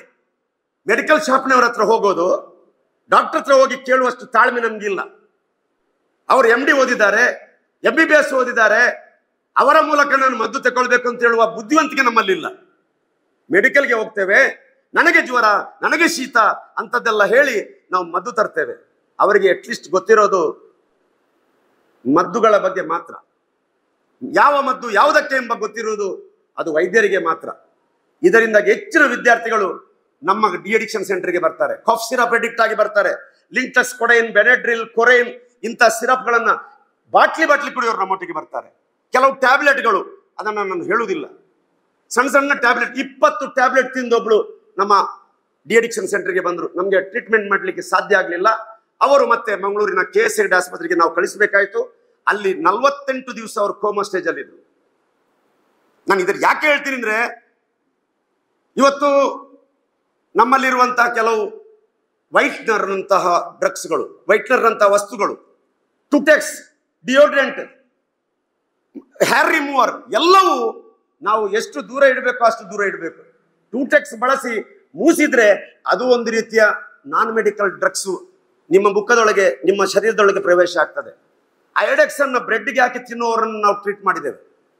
ಹಾಗಾಗಿ ದಯಮಾಡಿ ಹೇಳ್ತೇನೆ, ಮೆಡಿಕಲ್ ಡ್ರಗ್ಸ್ ಮತ್ತು ನಾನ್ ಮೆಡಿಕಲ್ ಡ್ರಗ್ಸ್, ಮೆಡಿಕಲ್ ಡ್ರಗ್ಸ್ ನ ಉಪಯೋಗ ಯೂಸ್ ಮಾಡಬಹುದು, ಅಬ್ಯೂಸ್ ಮಾಡಬಾರದು. ನಾನ್ ಮೆಡಿಕಲ್ ಡ್ರಗ್ಸ್ ಅದನ್ನು ಯೂಸೇ ಮಾಡಬಾರದು. ಸರ್ ಹೇಳಿದ್ರು 4 ಹಂತದಲ್ಲಿಯೂ ಅಪರಾಧ. ಸೇವನೆ ಮಾಡುವುದು, ಮಾರುವುದು, ಬಳಕೆ 4 ಹಂತದಲ್ಲೂ ಅಪರಾಧ. ಅದಕ್ಕಾಗಿ ಎಲ್ಲವನ್ನ ನಾನು ಒಟ್ಟು ಸೇರಿಸಿ ಮಾತಾಡ್ಲಿಕ್ಕೆ ಆಗೋದಿಲ್ಲ. ಇವತ್ತು ಇಡೀ ನಮ್ಮ ದೇಶದಲ್ಲಿ UP ಪ್ರಥಮ ಸ್ಥಾನ ಬರುತ್ತೆ ಮಾದಕ ವಸ್ತುಗಳ ಸೇವನೆಯಲ್ಲಿ, 2ಯ ಸ್ಥಾನ ಬಿಹಾರಕ್ಕೆ, 3ಯ ಸ್ಥಾನ ಕೇರಳಕ್ಕೆ, 4ನೇ ಸ್ಥಾನ ಇವತ್ತು ಕರ್ನಾಟಕಕ್ಕೆ ಇದೆ, 5ನೇ ಸ್ಥಾನ ಪಶ್ಚಿಮ ಬಂಗಾಳ, ಅಷ್ಟು ದೊಡ್ಡ ಮಹಾರಾಷ್ಟ್ರಕ್ಕೆ ಇರುವುದು 7ನೇ ಸ್ಥಾನ. ಹಾಗಾದ್ರೆ ಕರ್ನಾಟಕ ಎಲ್ಲಿಗೆ ಹೋಗಿ ಮುಟ್ತಾ ಇದೆ ಎಂಬುದನ್ನು ಆಲೋಚನೆ ಮಾಡಿ. ನಿಮ್ಮ ಒಟ್ಟಿಗೆ ಇರುವ 10 ಗೆಳೆಯರಲ್ಲಿ 3 ಗೆಳೆಯರು ಒಂದಾ ಸ್ಮೋಕಿಂಗ್, ಒಂದಾ ಡ್ರಿಂಕ್ಸ್, ಒಂದಾ ಅಡಿಕ್ಷನ್, ಮಾದಕ ವಸ್ತುಗಳು ಬಳಕೆ ಮಾಡ್ತಾರೆ. ಆ ಸ್ಟೇಟಸ್ ಅಲ್ಲಿ ಕರ್ನಾಟಕ ಇದೆ. 10ರಲ್ಲಿ 3 ಡೇಂಜರ್. 6.25 ಕೋಟಿ ಜನಸಂಖ್ಯೆ ಇದೆ. ಅದರಲ್ಲಿ 1.25 ಕೋಟಿ ಜನ ಇವತ್ತು ಆಲ್ಕೋಹಾಲ್ ಸೇವನೆ ಮಾಡ್ತಾರೆ. ವರ್ಷಕ್ಕೆ 40,000 ತೆರಿಗೆಯನ್ನ ಕೊಡ್ತಾರೆ. ಅರ್ಥ ಮಾಡಿಕೊಳ್ಳಿ, ನಮ್ಮಲ್ಲಿ ಸ್ಟ್ರಾಂಗ್ ಕಾಯ್ದೆ ಇದೆ, ಶಿಸ್ತುಬದ್ಧ ಅಧಿಕಾರಿಗಳಿದ್ದಾರೆ. ಶಿಸ್ತಿಗೆ ಇನ್ನೊಂದು ಉದಾಹರಣೆ, ಇವತ್ತು ವೇದಿಕೆಯಲ್ಲಿ ಕೂತಂತ ಮಹಾನ್ ಅಧಿಕಾರಿಗಳು, ಅವರ ಸರ್ವಿಸ್ ಅವರು ಎಷ್ಟು ಅದ್ಭುತವಾಗಿ ಕೊಟ್ಟು ಇವತ್ತು ನಮ್ಮ ನಾಗೇಶ್ವರ್ ಇನ್ನು 3 ತಿಂಗಳಲ್ಲಿ ರಿಟೈರ್ ಆಗ್ತಾರೆ. ಸಮಾಜಕ್ಕೆ ಸಮರ್ಪಣೆ ಮಾಡಿದ್ದಾರೆ. ನಮ್ಮ ಸುಬ್ಬರಾವ್ ಮಠರ ಸರ್ ಅವರು ಬಂದ ನಂತರ ನಾನು ನೋಡ್ತಾ ಇದ್ದೇನೆ, ಅದ್ಭುತವಾದಂತಹ ಒಂದು ಶಾಂತಿ ಸಾಮರಸ್ಯ ಕಾಪಾಡುವಲ್ಲಿ ಅವರ ಮನವರಿಕೆ, ಪ್ರೀತಿ ಸಮಾಜಕ್ಕೆ ಅವರು ಕಾಣಿಕೆಯಾಗಿ ಕೊಟ್ಟಿದ್ದಾರೆ. ವಿದ್ಯಾರ್ಥಿಗಳೇ, ನಾವೆಲ್ಲರೂ ಇವತ್ತು ಪ್ರತಿಯೊಬ್ಬರು ನಿಮ್ಗೆ ಶೌರ್ಯ ಪ್ರಶಸ್ತಿ ಬರಲಿ, ಪದ್ಮಶ್ರೀ ಬರಲಿ, ರಾಜ್ಯೋತ್ಸವ ಬರಲಿ, ಇವತ್ತು ಹಣ ಇಲ್ಲದಿದ್ರೆ ಹಣ ಮಾಡ್ಬೋದು, ಗುಣ ಇಲ್ಲದಿದ್ರೆ ಏನ್ ಮಾಡ್ಲಿಕ್ಕಾಗತ್ತೆ? ನೀವು ಗುಣವಂತ ವಿದ್ಯಾರ್ಥಿಗಳಾಗಬೇಕು. ನೀವು ಇನ್ನು ಲಾಸ್ಟ್ ಪಾಯಿಂಟ್, ಸಪುರ ಉದ್ದ, ಬಿಳಿ ಕಪ್ಪು, ಚಂದ ಇಲ್ಲ, ಉದ್ದ ತೋರ, ಕೂದಲು ಚೆನ್ನಾಗಿಲ್ಲ, ಸಾಫ್ಟ್ ಉದ್ದ ಯಾವುದು ಕೌಂಟ್ ಆಗಲ್ಲ. ಲೈಫಲ್ಲಿ ಕೌಂಟ್ ಆಗೋದು ನಿಮ್ಮ ಗುಣ ಮತ್ತು ನಿಮ್ಮ ಪರ್ಫಾರ್ಮೆನ್ಸ್ ಮಾತ್ರ, ಬೇರೆ ಯಾವುದಿಲ್ಲ. ಇದು ಕಾಲೇಜಲ್ಲಿ ಮಾತ್ರ. ಈ ಕಾಲೇಜ್ ಒಳಗೆ ಹುಡುಗ ಹುಡುಗಿ ಮಾತಾಡಿ ಪ್ರೀತಿಯ ಒಂದು ಒಂದು ಸೇತುವೆಯನ್ನ ಕಟ್ಟುವ ಪ್ರಯತ್ನ ಮಾಡ್ತಾರೆ. ನೋಡ್ಲಿಕ್ಕೆ ಅದು ದೊಡ್ಡ ಹೀರೋಯಿಸಮ್ ಅಂತ ಅನಿಸ್ತದೆ. ನೋಡುವವರಿಗೆ ಜಲಸ್ ಆಗ್ಬೋದು. ಅದು ಆಕ್ಚುಲಿ ನಾರ್ಮಲ್ ಲೈಫ್ ಅಲ್ಲ, ಅದು ಅಬ್ನಾರ್ಮಾಲಿಟಿ. ಅವರು ಎಲ್ಲಿಗೆ ಹೋಗ್ಬೇಕು ಗೊತ್ತಾ? ಸೈಕ್ಯಾಟ್ರಿಸ್ಟ್ ಹತ್ರ ಹೋಗ್ಬೇಕು. ಯಾಕೆ, ಯಾವ ಟೈಮಲ್ಲಿ ಏನ್ ಮಾಡ್ಬೇಕಾದ್ ಗೊತ್ತಿಲ್ಲದೆ ತೊಂದರೆ ಅನುಭವಿಸ್ತಾ ಇದೆ. ಅದಕ್ಕಾಗಿ ಈಗ ಅಲ್ಲ, ನಗುವುದಲ್ಲ, ಇದರಲ್ಲಿ 1-2 ಜನರಿಗೆ ಬೇಸರ ಆದ್ರೆ ನನ್ಗೇನು ಟೆನ್ಷನ್ ಇಲ್ಲ. 99 ಜನರಿಗೆ ಲಾಭ ಆಗತ್ತೆ. ಹಾಗಾಗಿ ಇಲ್ಲಿ 99 ಜನರ ಬಗ್ಗೆ ನಾನು ಮಾತಾಡೋದು. ಒಂದ್ ವೇಳೆ ಅಂತದಿದ್ರೆ ನಂಗೆ ಗೊತ್ತು. ನಾನು ಪಿ ಯು ಸಿಯಲ್ಲಿ ನಾನು ಸ್ಕೂಲ್ ಪೀಪಲ್ ಲೀಡರ್ ಆಗಿದ್ದೆ ಮಡಂತ್ಯಾರಲ್ಲಿ. ಡಿಗ್ರಿಯಲ್ಲಿ ಕೆಡೆಟ್ ಅಂಡರ್ ಆಫೀಸರ್ ಆಗಿದ್ದೆ. ಯೂನಿವರ್ಸಿಟಿ ಕಬಡ್ಡಿ ಪ್ಲೇಯರ್ ಆಗಿದ್ದೆ. ನಮ್ಗೆಲ್ಲ ಅನುಭವ ಇದೆ ಈ ಲೈಫಲ್ಲಿ, ಈ ಏಜ್ ಅಲ್ಲಿ ಏನೆಲ್ಲ ಯೋಚನೆಗಳು ಬರ್ತವೆ ಎಂಬುದು. ಹಾಗಾಗಿ ಒಳ್ಳೆ ಯೋಚನೆ ಮಾಡಿ, ಒಳ್ಳೆ ಬದುಕು ರೂಪಿಸಿ. Life is very short, make it very sweet. Thank you. ಎಲ್ಲರೂ ಎದ್ದು ನಿಲ್ಬೇಕೊಮ್ಮೆ. ಎದ್ದು ನಿಲ್ತು ಇವತ್ತಿನ ಕಾರ್ಯಕ್ರಮಕ್ಕೆ ಸಂಕಲ್ಪ ಮಾಡೋಣ.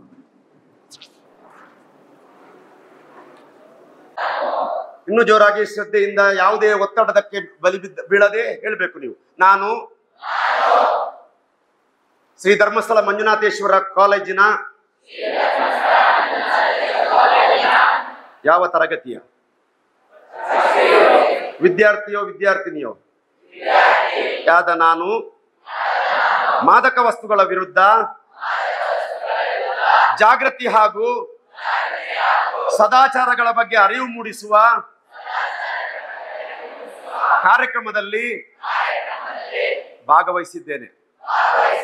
ಈ ಕಾರ್ಯಕ್ರಮವು ನಮ್ಮ ಪೊಲೀಸ್ ಇಲಾಖೆಯ ಮೂಲಕ, ಕಾಲೇಜಿನ ಮೂಲಕ, ಶ್ರೀ ಧರ್ಮಸ್ಥಳ ಮಂಜುನಾಥೇಶ್ವರ ವ್ಯಸನ ಮುಕ್ತಿ ಕೇಂದ್ರದ ಮೂಲಕ ಸಾದರಪಡಿಸಿದ್ದು. ಅವರು ಹೇಳಿದ ಎಲ್ಲ ವಿಷಯಗಳು ನನಗೆ ಅರ್ಥ ಆಗಿದೆ. ನನ್ನ ಜೀವನದಲ್ಲಿ ಮಾದಕ ವಸ್ತುಗಳ ವಿರುದ್ಧ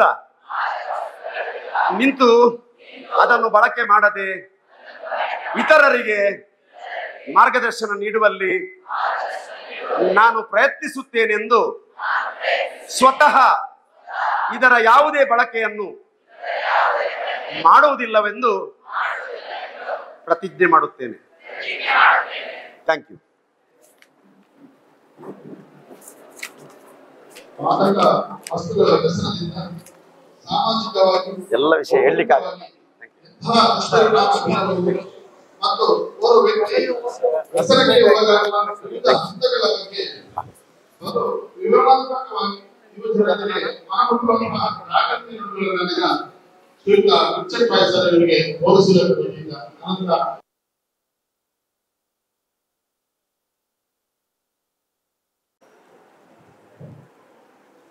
ಅದೇ ರೀತಿ SDM PU ಕಾಲೇಜು ಉಜಿರೆ ಇದರ ಪ್ರಾಚಾರ್ಯರೇ ಹಾಗೂ ಎಲ್ಲ ಉಪನ್ಯಾಸಕ ವೃಂದದವರೇ, ಇವತ್ತಿನ ಕಾರ್ಯಕ್ರಮದಲ್ಲಿ ಸಂಪನ್ಮೂಲ ವ್ಯಕ್ತಿಯಾಗಿ ಬಹಳಷ್ಟು ಸ್ಪಷ್ಟ ಮಾಹಿತಿಗಳನ್ನು ನಿಮಗೆ ನೀಡಿರುವಂತಹ ನಮ್ಮ ಆತ್ಮೀಯರು ಆದಂತಹ ವಿನ್ಸೆಂಟ್ ಸರ್ ಅವರೇ, ನಮ್ಗೆಲ್ರಿಗೂ ತಿಳಿದಿದೆ ಇವತ್ತು ಯಾವ ದಿನಾಚರಣೆಯನ್ನು ಆಚರಿಸ್ತಾ ಇದ್ದೇವೆ ನಾವು.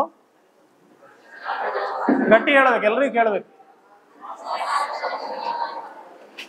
ಅಂತಾರಾಷ್ಟ್ರೀಯ ಮಾದಕ ದ್ರವ್ಯ. ಎಷ್ಟು ಜನ ತಗೊಳ್ಳೋರಿದ್ದೀರಿ? ಇದ್ದೀರಾ? ಕೇಳಿದ್ದೀರ ಅದು ಏನು ಅಂತ? ಈಗ ಸರ್ ಕೆಲವು ಹೆಸರು ಹೇಳಿದ್ರಲ್ಲ, ಯಾವ್ದು ಹೆಸರು ಹೇಳಿ ನೋಡು, ಅದು ನಿಮಗೆ ಗೊತ್ತಿದೆಯೋ ಅಂತ ಗಟ್ಟಿ ಹೇಳಬೇಕು.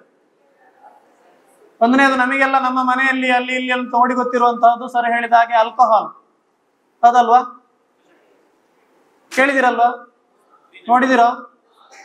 ನೋಡಿದಿರಿ? ಹೌದು. ಹೇಗಿದೆ ಆಲ್ಕೋಹಾಲ್ ಅಂತ ಹೇಳುವಂತಹದ್ದು? ನಮ್ಮ ಗ್ರಾಮೀಣ ಪ್ರದೇಶದಲ್ಲಿ ಎಲ್ಲರೂ ಕೂಡ ಸೇವನೆಯನ್ನ ಮಾಡ್ತಾ ನಾವು ಸಣ್ಣದಿಂದಲೇ ನೋಡ್ತಾ ಇರುವಂತಹದ್ದು. ಧೂಮಪಾನ, ಹೌದಲ್ವಾ? ಸಿಗರೇಟು, ಬೀಡಿ ನಮ್ಮ ಮನೆಯಲ್ಲಿಯೂ ಕೂಡ ತಗೊಳ್ಳೋರು ಇರ್ತಾರೆ. ಈಗ ಬದಲಾಗಿ ಏನಾಗಿದೆ, ಸ್ವಲ್ಪ ಹೆಚ್ಚಾಗಿ ಸರ್ ಹೇಳಿದಂತಹ ಎಲ್ಲ ಐಟಮ್ಸ್ಗಳು ಉಜಿರೆಗೆ ತಲುಪಲಿಕ್ಕೆ ಪ್ರಾರಂಭ ಆಗಿದೆಯಾ? ನೋಡಿದ್ದೀರಿ? ಗೊತ್ತಿದೆ ನಿಮಗೆ? ನೀವು ಯಾಕೆ ಪೊಲೀಸರಿಗೆ ಹೇಳಲಿಲ್ಲ? ಯಾರು ಹೇಳಲೇ ಇಲ್ಲ ಅಲ್ವಾ? ಹೌದಲ್ವಾ? ಸರ್ ಲಾಸ್ಟಿಗೆ ನಿಮ್ಮನ್ನೆಲ್ಲ ಎಬ್ಬಿಸಿ ಹೇಳಿದ್ರಲ್ಲ, ಪ್ರತಿಜ್ಞೆ ಮಾಡಿದ್ರಿ, ನೀವು ಪಾಲನೆ ಮಾಡ್ತೀರಾ? ಜೋರಾಗಿ ಜೋರ್ ಗಟ್ಟಿ ಕೇಳ್ಬೇಕು ಅಲ್ಲಿಗೆಲ್ಲ. ಎಸ್, ಯಾಕಂದ್ರೆ ನೀವು ಅವರ ಭಾಷಣ ಕೇಳಿ ಮಾದಕತೆ ಆಗಿ ಅಲ್ಲೇ ನಿದ್ದೆ ಬರಬಾರ್ದಲ್ಲ, ಅದಕ್ಕೆ ಮತ್ತೆ ಹೇಳಿಸಿರೋದು, ಹೌದಲ್ವಾ? ನಮ್ಮ ದೇಶ ಯಾವುದು? ಭಾರತ ದೇಶ. ಬಹಳಷ್ಟು ಹಿಂದಿನಿಂದ ಸನಾತನ ಸಂಸ್ಕೃತಿ ಹೊಂದಿದೆ ಅಂತ ಹೇಳಿ ನಾವು ದೇಶವನ್ನ ಬಹಳ ಗೌರವಿಸುವವರು, ಹೌದಲ್ವಾ? ನಮ್ಮ ಸುಬ್ಬಬ್ಬರ್ ಮಠ್ ಸರ್ ಅವರು ಆರ್ಮಿಯಲ್ಲಿ ಬಹಳಷ್ಟು ಕಾಲ ಸೇವೆಯನ್ನ ಸಲ್ಲಿಸಿ ಈಗ ಪೊಲೀಸ್ ಇಲಾಖೆಗೆ ಸೇರ್ಪಡೆಗೊಂಡವರು. ಅವತ್ತಿಂದ ಇಲ್ಲಿವರೆಗೂ ಯೂನಿಫಾರ್ಮ್ನಲ್ಲೇ ಡ್ಯೂಟಿ ಮಾಡಿದವರು. ಅವರಷ್ಟು ಕಷ್ಟ ಏನು ನಾವು ಪಡಲಿಲ್ಲ ಅಲ್ವಾ? ಗಡಿಯಲ್ಲಿ ಹೋಗಿ ಕಾಯುವಂತಹ ಕೆಲಸ ಇಲ್ಲ. ಆದ್ರೆ ನಮಗೆ ದೇಶ ಕಾಯುವ ಕೆಲಸ ಯಾವ ರೀತಿಯಲ್ಲಿ ಈಗ ಒದಗಿದೆ? ಈ ರೀತಿಯಲ್ಲಿ ನಮ್ಮ ಊರಿನಲ್ಲಿ ಯಾವುದೇ ರೀತಿಯ ತೊಡಕು ಬರದೆ ನಮ್ಮ ಊರನ್ನ ಸರಿಪಡಿಸುವ ಕೆಲಸ ನಾವು ಮಾಡಿದ್ರೆ ಎಲ್ಲ ಊರಿನಲ್ಲಿಯೂ ಏನಾಗ್ತದೆ? ಅವರವರ ಊರು ಸರಿ ಆಗ್ತದೆ, ಹೌದಲ್ವಾ? ಹೌದು. ಈಗ ನಾವು ಕೆಲವೊಂದು ಡ್ರಗ್ಸ್ಗಳ ಬಗ್ಗೆ ಸರ್ ನಮಗೆ ಬಹಳ ವಿವರವಾಗಿ ಹೇಳಿದ್ರು. ನಮ್ಮ ಮನೆಯಲ್ಲಿ ಡೈಲಿ ಕುಡಿತೇವೆ. ಯಾವುದನ್ನೆಲ್ಲ ಕುಡಿತೀರಿ ನೀವು? ನೀರು, ಮತ್ತೆ ಜ್ಯೂಸ್, ನಂತರ ಚಹಾ, ಕಾಫಿ, ಹೌದಲ್ವಾ? ಪ್ರತಿದಿನ ನಮ್ಮ ಮನೆಯಲ್ಲಿ ಬೆಳಿಗ್ಗೆ ಮತ್ತೆ ಸಂಜೆ ಕಾಫಿ ಮಾಡ್ತಾರೆ, ಚಹಾ ಮಾಡ್ತಾರೆ, ಮಾಡೋದಿಲ್ವಾ? ಎಷ್ಟು ಗಂಟೆಗೆ ನೆನಪಾಗ್ತದೆ ನಮಗೆ? 4 ಗಂಟೆ ಆಗುವಾಗ ನೆನಪಾಗ್ತದೆ, ಬೆಳಿಗ್ಗೆ 7 ಗಂಟೆ ಆಗುವಾಗ ನೆನಪಾಗ್ತದೆ ಅಲ್ವಾ? ಯಾಕೆ ಅದೇ ಗಂಟೆಗೆ ನೆನಪಾಗ್ಬೇಕದು? ಮಧ್ಯಾಹ್ನ ನಿಮಗೆ ಚಹಾ ಕುಡಿಯುವಂತ ನೆನಪಾಗ್ಲಿಲ್ಲ, ನೀವು ಅದಕ್ಕೆ ಎಡಿಕ್ಟ್ ಆಗಿದ್ದೀರಿ, ಹೌದಲ್ವಾ? ಚಹಾ ಇಲ್ಲದೆ ನಮಗೆ 4 ಗಂಟೆ ಆಗುವಾಗ ಏನೋ ಒಂದು ಸಮಸ್ಯೆ ಆದಾಗೆ ಆಗ್ತದೆ, ಚಹಾ ಒಂದು ಕುಡಿಬೇಕಿತ್ತು ಅಲ್ವಾ? ಇದೇ ಎಡಿಕ್ಟು. ನಾವು ಆವಾಗ ಸರ್ ಹೇಳಿದಂತಹದ್ದು, ನಾವು ಮಾದಕ ವಸ್ತುಗಳಿಗೆ ಆದಾಗ ಇದು ಕಾಫಿ ಕೂಡ ಅದರಲ್ಲಿ ಕೆಫಿನ್ ಅಂತ ಹೇಳಿ ಅಂಶ ಇದೆ, ಅದು ನಮ್ಮ ಮನಸ್ಸಿಗೆ ಮುದ ಕೊಡುವಂತಹದ್ದು. ಚಹಾ ಕೂಡ ಹಾಗೆ ಮನಸ್ಸಿಗೆ ಮುದ ಕೊಡುವಂತಹದ್ದು. ಅದೇ ರೀತಿ ಮುಂದುವರಿದು ಹಲವಾರು, ಈಗ ಅವರು ಸರ್ ಹೇಳಿದ ಹಾಗೆ ನಮಗೆ ಮೆಡಿಕಲ್ಗಳಲ್ಲಿ ಸಿಗುವಂತಹದ್ದು ಇರಬಹುದು, ಬ್ಲ್ಯಾಕ್ ಮಾರ್ಕೆಟ್ಗಳಲ್ಲಿ ಸಿಗುವಂತಹದ್ದು ಇರಬಹುದು. ಮೆಡಿಕಲ್ ಅಲ್ಲಿ ಏನ್ ಸಿಗ್ತದೆ ನಮಗೆ? ಮೆಡಿಸಿನ್ಸ್, ಹೌದಲ್ವಾ? ಇದು ಯಾಕೆ ಬಳಕೆ ಮಾಡ್ತೇವೆ? ನಾವು ಸರಿ ಇದ್ದಾಗ ತಗೊಳ್ತೇವ? ತಲೆನೋವು ಆದಾಗ ನಮಗೆ ನೆನಪಾಗ್ತದೆ ಒಂದು ಮಾತ್ರೆ ಇದ್ರೆ ಒಳ್ಳೇದಿತ್ತು. ಜ್ವರ ಬಂದಾಗ, ಹುಷಾರಿಲ್ಲದೆ ಆದಾಗ ಏನ್ ಮಾಡ್ತದೆ? ನಮ್ಮ ನರ್ವ್ ಸಿಸ್ಟಮ್ ಅನ್ನ ವರ್ಕಿಂಗ್ ಜಾಸ್ತಿ ಮಾಡ್ಲಿಕ್ಕೆ ಡಾಕ್ಟರ್ ಏನ್ ಮಾಡ್ತಾರೆ? ಪ್ರಿಸ್ಕ್ರೈಬ್ಡ್ ಮೆಡಿಸಿನ್ಸ್ ಅನ್ನ ಕೊಡ್ತಾರೆ, ಹೌದಲ್ವಾ? ಇದನ್ನು ತಗೊಂಡಾಗ ನಮಗೇನಾಗ್ತದೆ? ಆರೋಗ್ಯ ಹುಷಾರಾಗ್ತೇವೆ. ಅದೇ ರೀತಿ ಕೆಲವು ವ್ಯಕ್ತಿಗಳು ಏನ್ ಮಾಡ್ತಾ ಇದ್ದಾರೆ ಅಂತ ಹೇಳಿದ್ರೆ, ಅವರ ಮನಸ್ಸನ್ನ ಉಲ್ಲಾಸಪಡಿಸಲಿಕ್ಕೆ ಬೇಕಾಗಿ ಡ್ರಗ್ಸ್ಗಳನ್ನ, ಈಗ ಆಲ್ಕೋಹಾಲ್ ಹೇಗೆ ತಗೊಳ್ತಾರೋ ಅದೇ ರೀತಿ ಡ್ರಗ್ಸ್ಗಳನ್ನ ತಗೊಳ್ಳುವಂತಹದ್ದು. ಕೆಲವೊಂದು ಡ್ರಗ್ಸ್ಗಳು ಈಗ ಸರ್ ಹೇಳಿದ್ರು, ಗಾಂಜಾ ಅಂತ ಹೇಳಿದ್ರು, ಚರಸ್ ಹೇಳಿದ್ರು, ಹ್ಯಾಶಿಶ್ ಆಯಿಲ್ ಹೇಳಿದ್ರು, ಕೊಕೈನ್ ಹೇಳಿದ್ರು, ಹೌದಲ್ವಾ? ಮಾರ್ಫಿನ್ ಹೇಳಿದ್ರು, ಮೆಥಾ ಬಗ್ಗೆ ಹೇಳಿದ್ರು, ಯಾವ ಟ್ಯಾಬ್ಲೆಟ್ಸ್ ಬಗ್ಗೆ ಹೇಳಿದ್ರು, ಚೀಟಿಗಳ ಬಗ್ಗೆ ಹೇಳಿದ್ರು, ಅಂಚೆ ಚೀಟಿ ತರ ಇರುವಂತಹದ್ದು, ಸ್ಟ್ಯಾಂಪ್ಸ್, ಹೌದಲ್ವಾ? ಅದು ಯಾವುದು ಅಂತ ಹೇಳಿ ನಾವು ಸ್ವಲ್ಪ ಇಲ್ಲಿ ಫೋಟೋಸ್ಗಳನ್ನ ತಗೊಂಡು ಬಂದಿದ್ದೇವೆ, ಅದನ್ನು ನೋಡು, ಅದು ಹೇಗಿರ್ತದೆ. ಈಗ ಗಾಂಜಾ ಅಂತ ಹೇಳಿದ್ರೆ ಹೇಗಿರ್ತದೆ, ಅಫೀಮ್ ಅಂತ ಹೇಳಿದ್ರೆ ಹೇಗಿರ್ತದೆ, ಕೊಕೈನ್ ಅಂತ ಹೇಳಿದ್ರೆ ಹೇಗಿರ್ತದೆ, ಇದೆಲ್ಲವೂ ಕೂಡ ಗಿಡಗಳಲ್ಲಿ ಆಗುವಂತಹದ್ದು. ಯಾವುದು? ಕೋಕಾ ಇರ್ಬೋದು, ಕೊಕೈನ್ ಇರ್ಬೋದು, ಗಾಂಜಾ ಇರ್ಬೋದು, ಅಫೀಮ್, ಇದೆಲ್ಲವೂ ಕೂಡ ಗಿಡಗಳಲ್ಲಿ ಬೆಳೆದು ಮಾಡುವಂತಹದ್ದು. ಅದರ ನಂತರದಲ್ಲಿ ರಾಸಾಯನಿಕಗಳನ್ನ ಬಳಸಿ ಮಾಡುವಂತಹದ್ದು, ಈಗ LSD ಅಂತ ಬೇರೆ ಬೇರೆ ರೀತಿಯದ್ದು ಬರ್ತದೆ. ಅವುಗಳು ಯಾವ್ದು ಅಂತ ಹೇಳಿ ನಾವು ಸ್ವಲ್ಪ ಅದರ ಫೋಟೋಸ್ ಅನ್ನ ನೋಡ್ಬೋದು. ಇಲ್ಲಿ ಕಾಣ್ತಾ ಇದ್ದಾರೆ, ಅವಾಗ ಕೆನಾಬಿಸ್ ಅಂತ ಹೇಳಿದ್ರಲ್ವಾ? ನೋಡಿ, ಬಡವರ ಸ್ವರ್ಗ ಅಂತ ಹೇಳಿ ಅದಕ್ಕೆ ಹೆಸರು ಕೊಟ್ಟಿದ್ದಾರೆ. ಯಾಕಂದ್ರೆ ಬಹಳಷ್ಟು ಕಡೆಗಳಲ್ಲಿ, ಉತ್ತರ ಭಾರತದಲ್ಲಿಯೂ ಕೂಡ, ಪಾಕಿಸ್ತಾನ, ಅಫ್ಘಾನಿಸ್ತಾನ ಮತ್ತು ಆಫ್ರಿಕಾ ಕಂಟ್ರಿಗಳಲ್ಲಿ ಇದನ್ನು ಯಥೇಚ್ಛವಾಗಿ ಬೆಳೀತಾರೆ. ಭಾರತದಲ್ಲಿ ಇದನ್ನು ಬೆಳಿಲಿಕ್ಕೆ ಕಾನೂನಾತ್ಮಕವಾಗಿ ಅವಕಾಶಗಳು ಇಲ್ಲ. ಆದ್ರೆ ಮೆಡಿಸಿನ್ಗೆ ಸೆಕ್ಷನ್ 8 NDPS ಆಕ್ಟ್ ಅಂತ ಇದೆ. NDPS ಆಕ್ಟ್ ನ ಸೆಕ್ಷನ್ 8 ರಲ್ಲಿ ಇದಕ್ಕೆ ನಿರ್ಬಂಧಗಳಿದೆ. 9ರಲ್ಲಿ ಯಾವ ಉದ್ದೇಶಕ್ಕೆ ಬಳಸಬಹುದು ಅಂತ ಹೇಳಿದ್ದಾರೆ. ಆ 9ರಲ್ಲಿ ಹೇಳಿದ ವಿಷಯಗಳನ್ನು ಬಿಟ್ಟು, ಅಂದ್ರೆ ಮೆಡಿಸಿನ್ ಉದ್ದೇಶಕ್ಕೆ ಅದನ್ನು ಬಳಕೆ ಮಾಡಬಹುದು. ಕೇಂದ್ರ ಸರ್ಕಾರ ಅದಕ್ಕೆ ಆದೇಶಗಳನ್ನ ಹೊರಡಿಸಿ ಅದರ ಮೂಲಕ ಬಳಕೆ ಮಾಡುವಂತಹದ್ದಿದ್ರೆ ಅದು ಮಾತ್ರ ಬಿಟ್ಟು ಬಾಕಿ ಎಲ್ಲವನ್ನು ಕೂಡ ನಾವು ಬೆಳೆಯುವ ಹಾಗೆ ಇಲ್ಲ. ನಮ್ಮ ಮನೆಯಲ್ಲಿ ಬೆಳೆದ್ರೆ ಅದಕ್ಕೆ ಕೇಸ್ ಆಗ್ತದೆ. ಸರ್ ಅವಾಗ ಹೇಳಿದ್ರು 4 ವಿಧದಲ್ಲಿ ಅದನ್ನು ಬೆಳೆದ್ರೆ, ಮಾರಾಟ ಮಾಡಿದ್ರೆ, ತಗೊಂಡ್ರೆ ಅಥವಾ ಅದರ ಬಗ್ಗೆ ಯಾವುದೇ ರೀತಿಯ ವ್ಯವಹಾರಗಳನ್ನು ಮಾಡಿದ್ರು ಕೂಡ ನಾವು ಕೇಸನ್ನ ದಾಖಲಿಸಬಹುದು. ಈಗ ನೋಡಿ, ಇಲ್ಲಿ ಕಾಣ್ತಾ ಇದೆ, ಎಲ್ಲರಿಗೂ ಕಾಣ್ತಾ ಇದೆ ಅಲ್ಲ, ಇದು ಗಾಂಜಾ ಗಿಡ. ಇದರಲ್ಲಿ ನೋಡಿ, ಅಲ್ಲಿ ಎಲೆ ಕಾಣ್ತದೆ, 1, 3, 6, 9 ಎಲೆಯದ್ದು ಗಿಡ ಇದೆ ಇಲ್ಲಿ. ಇದರಲ್ಲಿ 3 ತರದ ಗಿಡಗಳು ಬರ್ತದೆ. ಒಂದು 5 ಎಲೆ ಇರುವಂತಹದ್ದು, 7 ಎಲೆ ಇರುವಂತಹದ್ದು, ಇದು 9 ಎಲೆ ಇರುವಂತಹದ್ದು. ಇದು ಭಾರತ ದೇಶದಲ್ಲಿ ಕೂಡ ಬೆಳೀತಾ ಇರ್ತದೆ. ಇದರಲ್ಲಿ ನೋಡಿ, ಈ ಗಾಂಜಾ ಗಿಡದಿಂದ ತಯಾರಿಸಿದಂತಹ ಹ್ಯಾಶಿಶ್ ಆಯಿಲ್ ನೀವು ಕೇಳಿರ್ಬಹುದು, ಪೇಪರ್ನಲ್ಲೆಲ್ಲ ಓದಿರ್ತೀರಿ ಅಲ್ವಾ. ಹ್ಯಾಶಿಶ್ ಆಯಿಲ್ ಅನ್ನ ಪತ್ತೆ ಹಚ್ಚಿದ್ರು, ಅಥವಾ ನೋಡಿ ಅದನ್ನು ಯಾವ ಚರಸನ್ನ ಪತ್ತೆ ಹಚ್ಚಿದ್ರು ಅಂತ ನೋಡಿ. ಅಲ್ಲಿ ಕಾಣ್ತಾ ಇದೆಯಲ್ಲ ನಿಮಗೆ, ನಮ್ಮಲ್ಲೆಲ್ಲ ಬೆಂಡಿ ಅಂತ ಹೇಳಿ ಬರ್ತದೆ ಹೌದಲ್ಲ, ಚಾಕ್ಲೇಟ್ ಕಪ್ಪಿದು, ಕಪ್ಪಿನ ಕಲರ್, ಅದೇ ರೀತಿ ಇಲ್ವಾ ಇದು ಕಾಣ್ಲಿಕ್ಕೆ? ಆ ತರ ಮಾರಾಟ ಮಾಡ್ಲಿಕ್ಕೆ ಸುಲಭ ಆಗುವಂತಹ ಉದ್ದೇಶಕ್ಕೆ ಈ ಕಪ್ಪು ಮಿಠಾಯಿ ತರ ಮಾಡಿ ಇವರು ಇದನ್ನ ಬೇರೆ ಬೇರೆ ಕಡೆಗಳಲ್ಲಿ ಸಾಗಣೆಯನ್ನ ಮಾಡುವಂತಹದ್ದು. ಇದು ನೋಡಿ, ಇದು ಇತ್ತೀಚೆಗೆ ಲೇಟೆಸ್ಟ್ ಆಗಿ ಬರುವಂತಹ ಒಂದು ಟ್ರೆಂಡ್ ನಲ್ಲಿ ಹೈಡ್ರೋ ಗಾಂಜಾ ಅಂತ. ಈ ಗಾಂಜಾ ಅಂತ ಆಗ್ಬೇಕಿದ್ರೆ, ಈ ಗಾಂಜಾ ಅವಾಗ ನೀವು ಎಲೆಯನ್ನು ನೋಡಿದ್ರಲ್ಲ, ಅದರಲ್ಲಿ ಕಾಯಿ, ಹೂ ಮತ್ತೆ ಎಲೆ ಇದ್ದಾಗ ಇದು ಗಾಂಜಾ ಆಗ್ತದೆ. ಇದು ಹೈಡ್ರೋ ಗಾಂಜಾ. ಹೈಡ್ರೋ ಗಾಂಜಾ ಅಂತ ಹೇಳಿದ್ರೆ, ಒಂದು ಕಟ್ಟಡದ ಒಳಗೆ ಅದಕ್ಕೆ ಬೇಕಾದಂತಹ ಲೈಟಿಂಗ್ ನ ವ್ಯವಸ್ಥೆಯನ್ನ, ವಾತಾವರಣವನ್ನ ಸೃಷ್ಟಿ ಮಾಡಿ, ಯಾರಿಗೂ ಹೊರಗೆ ಬೆಳೆದ್ರೆ ಗೊತ್ತಾಗ್ತದಲ್ಲ, ಅದಕ್ಕೆ ಟ್ಯಾರೆಸ್ಗಳಲ್ಲಿ ಅಲ್ಲಿ ಇಲ್ಲಿ ಅಂತ ಬೆಳೆಸಿ, ಅದರಿಂದ ಅಲ್ಲಿ ಚಿಟ್ಟೆಗಳು, ಹಕ್ಕಿಗಳು ಎಲ್ಲ ಬಾರದ ಕಾರಣ ಪರಾಗಸ್ಪರ್ಶಗಳಾಗುವುದಿಲ್ಲ. ಆವಾಗ ಅದರಲ್ಲಿ ಹೂ ಬಿಡ್ತದೆ, ಕಾಯಿಗಳಾಗುವುದಿಲ್ಲ. ಅದು ಇಲ್ಲದೆ ಇರುವಂತಹ ಈ ಹೈಡ್ರೋ ಗಾಂಜಾ, ಇದರಲ್ಲಿ ಅತಿ ಹೆಚ್ಚು ಕೆನಾಬಿಸ್ನ ಅಂಶ ಇರ್ತದೆ. ಇದು ಮಾದಕತೆಯನ್ನ ಹೆಚ್ಚಾಗಿ ನಮಗೆ ಕೊಡ್ತದೆ. ನೆಕ್ಸ್ಟ್ ನೋಡಿ, ಇದರಲ್ಲಿ ಉತ್ತರ ಭಾರತದಲ್ಲಿ ಬಾಂಗ್ ಅಂತ ಹೇಳಿ ನಾವು ನಾಗಾ ಸಾಧುಗಳೆಲ್ಲ ಎಳಿತಾ ಇರುವಂತಹದನ್ನು ನೋಡಿರ್ಬೋದು. ನೀವು ನೋಡಿದ್ರಾ?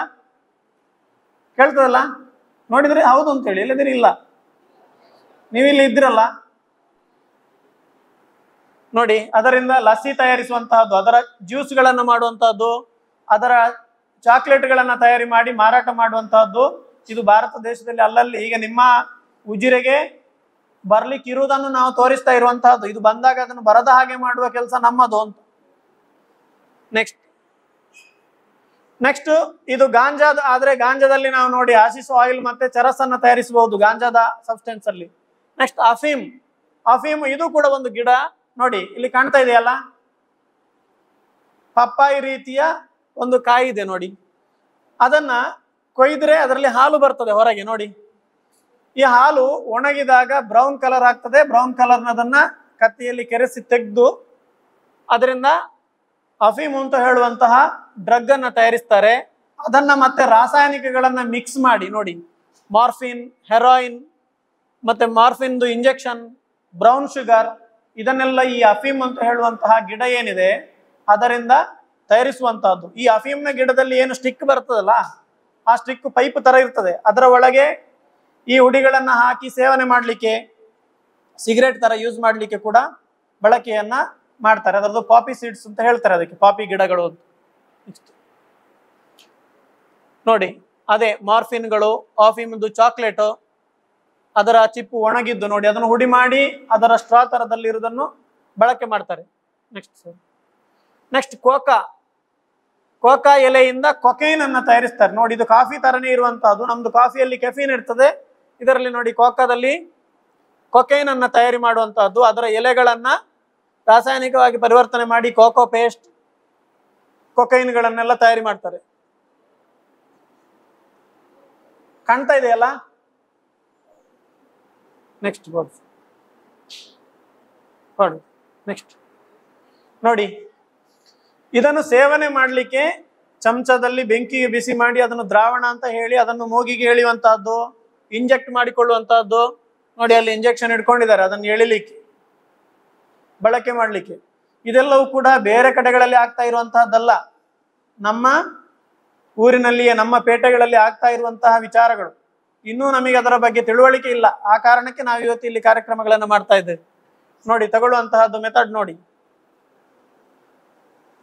ನೆಕ್ಸ್ಟ್ ಅವರದು ಯಾವ ರೀತಿ ಮೂಗಿ ನೋಡಿ, ತಗೊಂಡವನ ಪರಿಣಾಮ ಏನಾಗಿದೆ. ಮಾದಕತೆಯಿಂದ ಮೂಗು ಹೋದ್ರೂ ಸಹ ಅವನಿಗೆ ಏನು ಸಮಸ್ಯೆ ಇಲ್ಲ, ಅದು ಮತ್ತೆ ಬೇಕು ಮತ್ತೆ ಬೇಕು ಮತ್ತೆ ಬೇಕು ಅಂತ ಅನಿಸ್ತಾ ಇರ್ತದೆ ನೋಡಿ. ಅವಾಗ ಹೇಳಿದ್ರು ಟ್ಯಾಬ್ಲೆಟ್ಗಳ ತರ ಸಿಗ್ತದೆ, ಮೆಥಾಫಿಟಮೈನ್ ಕ್ರಿಸ್ಟಲ್, ಕಲ್ಲು ಸಕ್ಕರೆಯ ರೀತಿಯಲ್ಲಿ ಇದೆ ನೋಡಿ ಪ್ಯಾಕೆಟ್ಗಳು. ನೆಕ್ಸ್ಟ್ ಇದು ನೋಡಿ, ಇತ್ತೀಚೆಗೆ ಬಂದಂತಹದ್ದು LSD ಅಂತ ಹೇಳಿ, ಲಿಸರಿಕ್ ಆಸಿಡ್ ಡೈಥಮಲೈಡ್ ಅಂತ ಹೇಳಿ. ಅದು ನೋಡಿ ಸ್ಟ್ಯಾಂಪ್ ಅಂತ ಹೇಳಿದ್ರಲ್ಲ, ಸ್ಟ್ಯಾಂಪ್ ತರ ತಯಾರಿ ಮಾಡಿದ್ದಾರೆ. ಗೋಧಿಯಲ್ಲಿ ಫಂಗಸ್ ಬಂದಾಗ ಅದನ್ನು ತೆಗೆದು ಅದರಿಂದ ಈ LSD ಅನ್ನ ತಯಾರಿ ಮಾಡ್ತಾರೆ. ಅದರಲ್ಲಿ ನೋಡಿ ನೆಕ್ಸ್ಟ್ ಬ್ಯಾಕ್ ಅದರಲ್ಲಿ ಸ್ಟ್ಯಾಂಪ್ ತರದ್ದು ನಿಮಗೆ ಅಂಚೆ ಚೀಟಿ ತರ ಮಾರಾಟ ಮಾಡಲಿಕ್ಕೆ ಸಿಗ್ತದೆ. ಅದು ಈ ಕಡಿಮೆ ಬೆಲೆಗೆ ಎಲ್ರಿಗೂ ಸಿಗ್ತದೆ. ಅದನ್ನು ಚೂಯಿಂಗ್ ಗಮ್ ತರ ನಾಲಗೆಯಲ್ಲಿ ಇಟ್ಟುಕೊಂಡು ಚೀಪ್ಲಿಕ್ಕೆ ಇರುವಂತಹದ್ದು ವಸ್ತುಗಳು. ನೆಕ್ಸ್ಟ್ ಈಗ ಇತ್ತೀಚೆಗೆ ಫಾರಿನ್ ಇಂದ ಬರ್ತಾ ಇರುವಂತಹದ್ದು, ನೈಜೀರಿಯಾ ಕಡೆಗಳಲ್ಲಿ ಬೆಳೀತಾ ಇರುವಂತಹ ಕ್ಯಾಥ್ಲೀವ್ಸ್ ಅಂತ ಹೇಳಿ. ನೆಕ್ಸ್ಟ್ ಕ್ಯಾಥ್ಲೀವ್ಸ್ ನೋಡಿ, ಇದರ ಎಲೆಯಿಂದ ತಯಾರಿ ಮಾಡುವಂತಹ ಹುಡಿಗಳಿದೆ. ನೆಕ್ಸ್ಟ್ ನೋಡಿ ಎಲೆ, ಈ ಎಲೆ ಕೂಡ ಅದರಿಂದ ತಯಾರಿಸುವಂತಹದ್ದು. ಗಾಂಜಾದ ರೀತಿಯಲ್ಲಿ ಅದನ್ನು ಹುಡಿ ಮಾಡಿ ಸಿಗರೇಟ್ಗಳನ್ನ ಮಾಡಿ ಸೇವನೆಯನ್ನ ಮಾಡಲಿಕ್ಕೆ ಉಪಯೋಗವನ್ನ ಮಾಡ್ತಾರೆ. ನೋಡಿ ಇಲ್ಲಿ ನೋಡಿ ನಿಮಗೆ ಈ ಸಿಗರೇಟ್ನ ತರಾನೇ ಹೊಗೆ ಬಿಡ್ಲಿಕ್ಕೆ ಆಗುವಂತಹ ನಮ್ಮ ವೈಟ್ನರ್ಗಳು ಸಿಗ್ತದಲ್ಲ, ಅದೇ ತರ ನೋಡ್ಲಿಕ್ಕೆ ಇರ್ತದೆ. ಅಥವಾ ಈ ನಾವು ಮಾರ್ಕರ್ಗಳನ್ನ ಬಳಸ್ತೇವಲ್ಲ, ಅದೇ ತರ ಅದಕ್ಕೆ ಕ್ಯಾಪೆಲ್ಲ ಆಗಿರುವಂತಹದ್ದು ಈ ಸಿಗರೇಟ್ಗಳು. ಇದು ಕೂಡ ಗ್ರಾಮೀಣ ಮಟ್ಟಕ್ಕೆ ಈಗ ಇತ್ತೀಚೆಗೆ ಬೆಳ್ತಂಗಡಿಗೂ ಕೂಡ ಬರ್ಲಿಕ್ಕೆ ಪ್ರಾರಂಭ ಆಗಿದೆ. ನೋಡಿ ಅಂಚೆ ಚೀಟಿ ನೋಡಿ, ಇದು ಯಾಕೆ ಇದನ್ನು ಈ ತರ ಮಾಡ್ತಾರೆ ಅಂತ ಹೇಳಿದ್ರೆ ಪೊಲೀಸರಿಗೆ ಮತ್ತೆ ಬೇರೆ ಜನರಿಗೆ ಇದು ಗೊತ್ತಾಗಬಾರದು. ನೋಡಿದ ಕೂಡಲೇ ಇದು ಏನಂತ ಗೊತ್ತಾಗೋದಿಲ್ಲ. ಸೇಲ್ ಮಾಡ್ಲಿಕ್ಕೆ ಈಸಿ ವೇಗೆ ಬೇಕಾಗಿ ಇದನ್ನು ಮಾಡಿರುವಂತಹದ್ದು. ನೋಡಿ ಸಾಗಾಟ ಮಾಡ್ಲಿಕ್ಕೆ ತಿಂಡಿಯ ರೀತಿಯಲ್ಲಿ, ಬಿಸ್ಕೆಟ್ನ ರೀತಿಯಲ್ಲಿ ಅದನ್ನ ತಯಾರಿ ಮಾಡಿ ಬೇರೆ ಬೇರೆ ಕಡೆಗೆ ಸಾಗಾಟವನ್ನ ಮಾಡ್ತಾರೆ.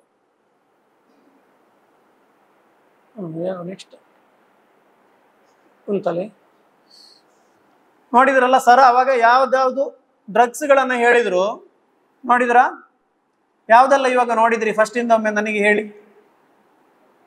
ಗಟ್ಟಿ. ಫಸ್ಟಿಗೆ ಯಾವುದು ಹೇಳಿ ಗಟ್ಟಿಯಲ್ಲಿ. ನೀವು ಕೇಳಿದ್ರಿ, ನಿಮಗೆ ನೋಡಿದ್ದು ಗೊತ್ತಾಗಿದೆ ಅಂತ ಹೇಳಿ ನನಗೆ ಅನಿಸ್ಬೇಕಲ್ಲ. ಗಾಂಜಾ ಗಿಡವನ್ನ ನೋಡಿದ್ವಿ ಅಲ್ವಾ, ಕೆನಾಬಿಸ್. ನೆಕ್ಸ್ಟ್ ಓಪಿಯಂ, ಅಫೀಮ್. ಎಸ್. ನೆಕ್ಸ್ಟ್ ಕೊಕೈನ್, ಅದರಿಂದ ಕೊಕೈನ್ ಅನ್ನ ತಯಾರಿಸಿದ್ರು. ಕೆನಾಬಿಸ್ ಇಂದ ಯಾವ್ದೆಲ್ಲ ತಯಾರಿಸಿದ್ರು? ಚಾಕ್ಲೇಟ್ ತರ ನೋಡಿದ್ರಿ, ಹ್ಯಾಶಿಸ್ ಆಯಿಲ್ ಮತ್ತೆ ಚರಸ್ ಅನ್ನ ತಯಾರಿಸಿದ್ರು. ನೆಕ್ಸ್ಟ್ ಕೋಕಾ ಪ್ಲಾಂಟ್ ನಿಂದ ಕೊಕೈನ್ ಅನ್ನ ತಯಾರಿಸಿದ್ರು. ಅಫೀಮ್ ಅಲ್ಲಿ ಮಾರ್ಫಿನ್ ಬೇರೆ ಬೇರೆ ನೋಡಿದ್ರಿ ಅಲ್ವಾ, LSD ಅನ್ನ ನೋಡಿದ್ರಿ. ಇದೆಲ್ಲವೂ ಕೂಡ ಮಾದಕ ವಸ್ತುಗಳು. ಇವತ್ತು ನಮ್ಮ ಗ್ರಾಮೀಣ ಪ್ರದೇಶಕ್ಕೂ ಕೂಡ ಪೇಟೆಯಿಂದ ಕಾನೂನು ವಿರೋಧವಾಗಿ ಬಂದು ತಲುಪ್ತಾ ಇರುವಂತಹ ವಸ್ತುಗಳಿದೆ. ಇದನ್ನು ನಾವು ನಿರ್ಬಂಧವನ್ನ ಮಾಡಬೇಕು ಅಂತ ಹೇಳಿ ಬಹಳಷ್ಟು ವರ್ಷಗಳ ಹಿಂದೆ 1989ರಲ್ಲಿಯೇ ಅಂತಾರಾಷ್ಟ್ರೀಯ ಮಟ್ಟದಲ್ಲಿ ವಿಶ್ವಸಂಸ್ಥೆ ಅಂತಾರಾಷ್ಟ್ರೀಯ ಮಾದಕ ವಸ್ತು ವಿರೋಧಿ ದಿನಾಚರಣೆಯನ್ನ ಆಚರಣೆಗೆ ತಂದಿರ್ತದೆ. ಇವತ್ತೇನಾಗ್ತದೆ, ನಾವು ಇಲ್ಲಿ ಭಾಷಣವನ್ನು ಮಾತ್ರ ಮಾಡುವಂತಹದ್ದು, ಇಲ್ಲಿಂದ ಹೋದಾಗ ಭಾಷಣದ ಜೊತೆ ಅದು ಹೋಗಿರ್ತದೆ ಅಲ್ವಾ. ಈಗ ನಮ್ಮಿಂದ ಏನ್ ಮಾಡ್ಬೋದು, ಪೊಲೀಸ್ ಇಲಾಖೆಯವರ ಜೊತೆ ಸೇರಿ ನಾವೇನ್ ಮಾಡ್ಬೋದು ಅಂತ ಹೇಳೋದನ್ನ ನಾವು ಬಹಳಷ್ಟು ನೋಡ್ಬೇಕಾಗಿದೆ. ಅದಕ್ಕಿಂತ ಮೊದಲು ಏನಾಗ್ತದೆ ನೋಡಿ, ಬ್ರೈನಿಗೆ ಎಲ್ಲ ಇದು ಡ್ರಗ್ಸ್ಗಳು ಕೂಡ ನೇರವಾಗಿ ಎಫೆಕ್ಟ್ ಆಗುವುದು ನಮ್ಮ ತಲೆಯ ಮೆದುಳಿಗೆ. ಮೆದುಳು ನಿಷ್ಕ್ರಿಯವಾದಾಗ ಏನಾಗ್ತದೆ? ಈಗ ನನ್ನನ್ನೊಬ್ಬ ಮುಟ್ಟಿದ ಅಂತ ಹೇಳಿದ್ರೆ ನನಗೆ ಗೊತ್ತಾಗ್ಬೇಕಿದ್ರೆ ಹೇಗೆ ಆಗ್ಬೇಕು? ಮುಟ್ಟೋದು ಕೈಯಲ್ಲಾದ್ರೂ ಕೂಡ ಗೊತ್ತಾಗೋದು ಎಲ್ಲಿಗೆ? ತಲೆಗೆ, ನಮ್ಮ ನರ್ವ್ ಸಿಸ್ಟಮ್ನಲ್ಲಿ ಅಲ್ವಾ. ನರ್ವ್ ಸಿಸ್ಟಮ್ನಲ್ಲಿ ನಮಗೆ ಗೊತ್ತಾಗ್ತದೆ. ಆಗ ಬ್ರೈನಿಗೆ, ಸ್ಕಿನ್ನು, ಮೌತ್, ನೆಕ್ಸ್ಟ್ ನೋಡಿ ಹಾರ್ಟ್ಗೆ, ನಮ್ಮ ತಲೆಗೆ ನೇರವಾಗಿ ಎಫೆಕ್ಟ್ ಆದಾಗ ಬ್ಲಡ್ ಪ್ರೆಷರ್, ಈ ಎಲ್ಲ ರೀತಿಯ ಮಾದಕ ವಸ್ತುಗಳನ್ನು ತಗೊಂಡ ಕೂಡಲೇ ನಮ್ಮ ಬ್ಲಡ್ ಪ್ರೆಷರ್ ಏನಾಗ್ತದೆ? ಜಾಸ್ತಿ ಆಗ್ತದೆ. ಬ್ಲಡ್ ಪ್ರೆಷರ್ ಜಾಸ್ತಿ ಆದ ಕೂಡಲೇ ಹಾರ್ಟಿಗೆ ಎಫೆಕ್ಟ್ ಬೀಳ್ತದೆ. ಹಾರ್ಟ್ ಅಟ್ಯಾಕ್ ಆಗುವಂತಹದ್ದು, ಬ್ರೈನ್ ಎಮರೇಜ್ ಆಗುವಂತಹದ್ದು, ಅಥವಾ ನಮ್ಮ ಮೆದುಳು ನಾವು ಕೋಮಾ ಸ್ಥಿತಿಗೆ ಹೋಗುವಂತಹದ್ದು, ಮತ್ತೆ ನಮ್ಮ ಸ್ಕಿನ್ ಅಲ್ಲಿ ಎಲರ್ಜಿಗಳು ಸ್ಟಾರ್ಟ್ ಆಗುವಂತಹದ್ದು, ಲಂಗ್ಸ್ ಹಾಳಾಗ್ಲಿಕ್ಕೆ ಸ್ಟಾರ್ಟ್ ಆಗುವಂತಹದ್ದು, ಕಿಡ್ನಿ ಫೈಲ್ಯೂರ್ ಆಗುವಂತಹದ್ದು, ಇದೆಲ್ಲ ಕೂಡ ಇದರಲ್ಲಿ ನಮ್ಮ ಹಾರ್ಮೋನ್ಗಳಲ್ಲಿ ವ್ಯತ್ಯಾಸ ಆಗುವಂತಹದ್ದು ಎಲ್ಲವೂ ಕೂಡ ಆಗ್ಲಿಕ್ಕೆ ಪ್ರಾರಂಭ ಆಗ್ತದೆ. ನೋಡಿ ಹೇಗಿದೆ, ಹೀಗೆ ಆಗ್ಬೇಕು ನಮಗೆ, ಹೌದಲ್ವಾ? ಇದರ ಪರಿಣಾಮಗಳು ನಮಗೆ ಬಹಳಷ್ಟು ಗಂಭೀರ ಇದೆ ಅಂತ ಎಲ್ರಿಗೆ ಗೊತ್ತಿದೆ. ಈಗ ಪೊಲೀಸ್ ಇಲಾಖೆ ಇವತ್ತು ಈ ಸ್ಪಷ್ಟ ಉದ್ದೇಶವನ್ನು ಇರಿಸಿಕೊಂಡೇ ನಮ್ಮ ಮೇಲಾಧಿಕಾರಿಯವರು ಇಂತಹ ಕಾರ್ಯಕ್ರಮವನ್ನು ಇಲ್ಲಿ ಆಯೋಜಿಸಿರುವಂತಹದ್ದು. ಈಗ ನಾವು ಈ ಕಾರ್ಯಕ್ರಮದಲ್ಲಿ ಯಾವ ರೀತಿ ನಮ್ಮಿಂದ ಪೊಲೀಸರಿಗೆ ಸಹಕಾರ ಮಾಡಬಹುದು ಅಂತ ಹೇಳಿ ನಮಗೆ ಗೊತ್ತಿರ್ಬೇಕಲ್ವಾ? ಇಲ್ಲಿ ಯಾರಾದ್ರೂ ಮಾದಕ ವಸ್ತು ತಗೊಳ್ಳೋರು ಇದ್ದೀರಾ?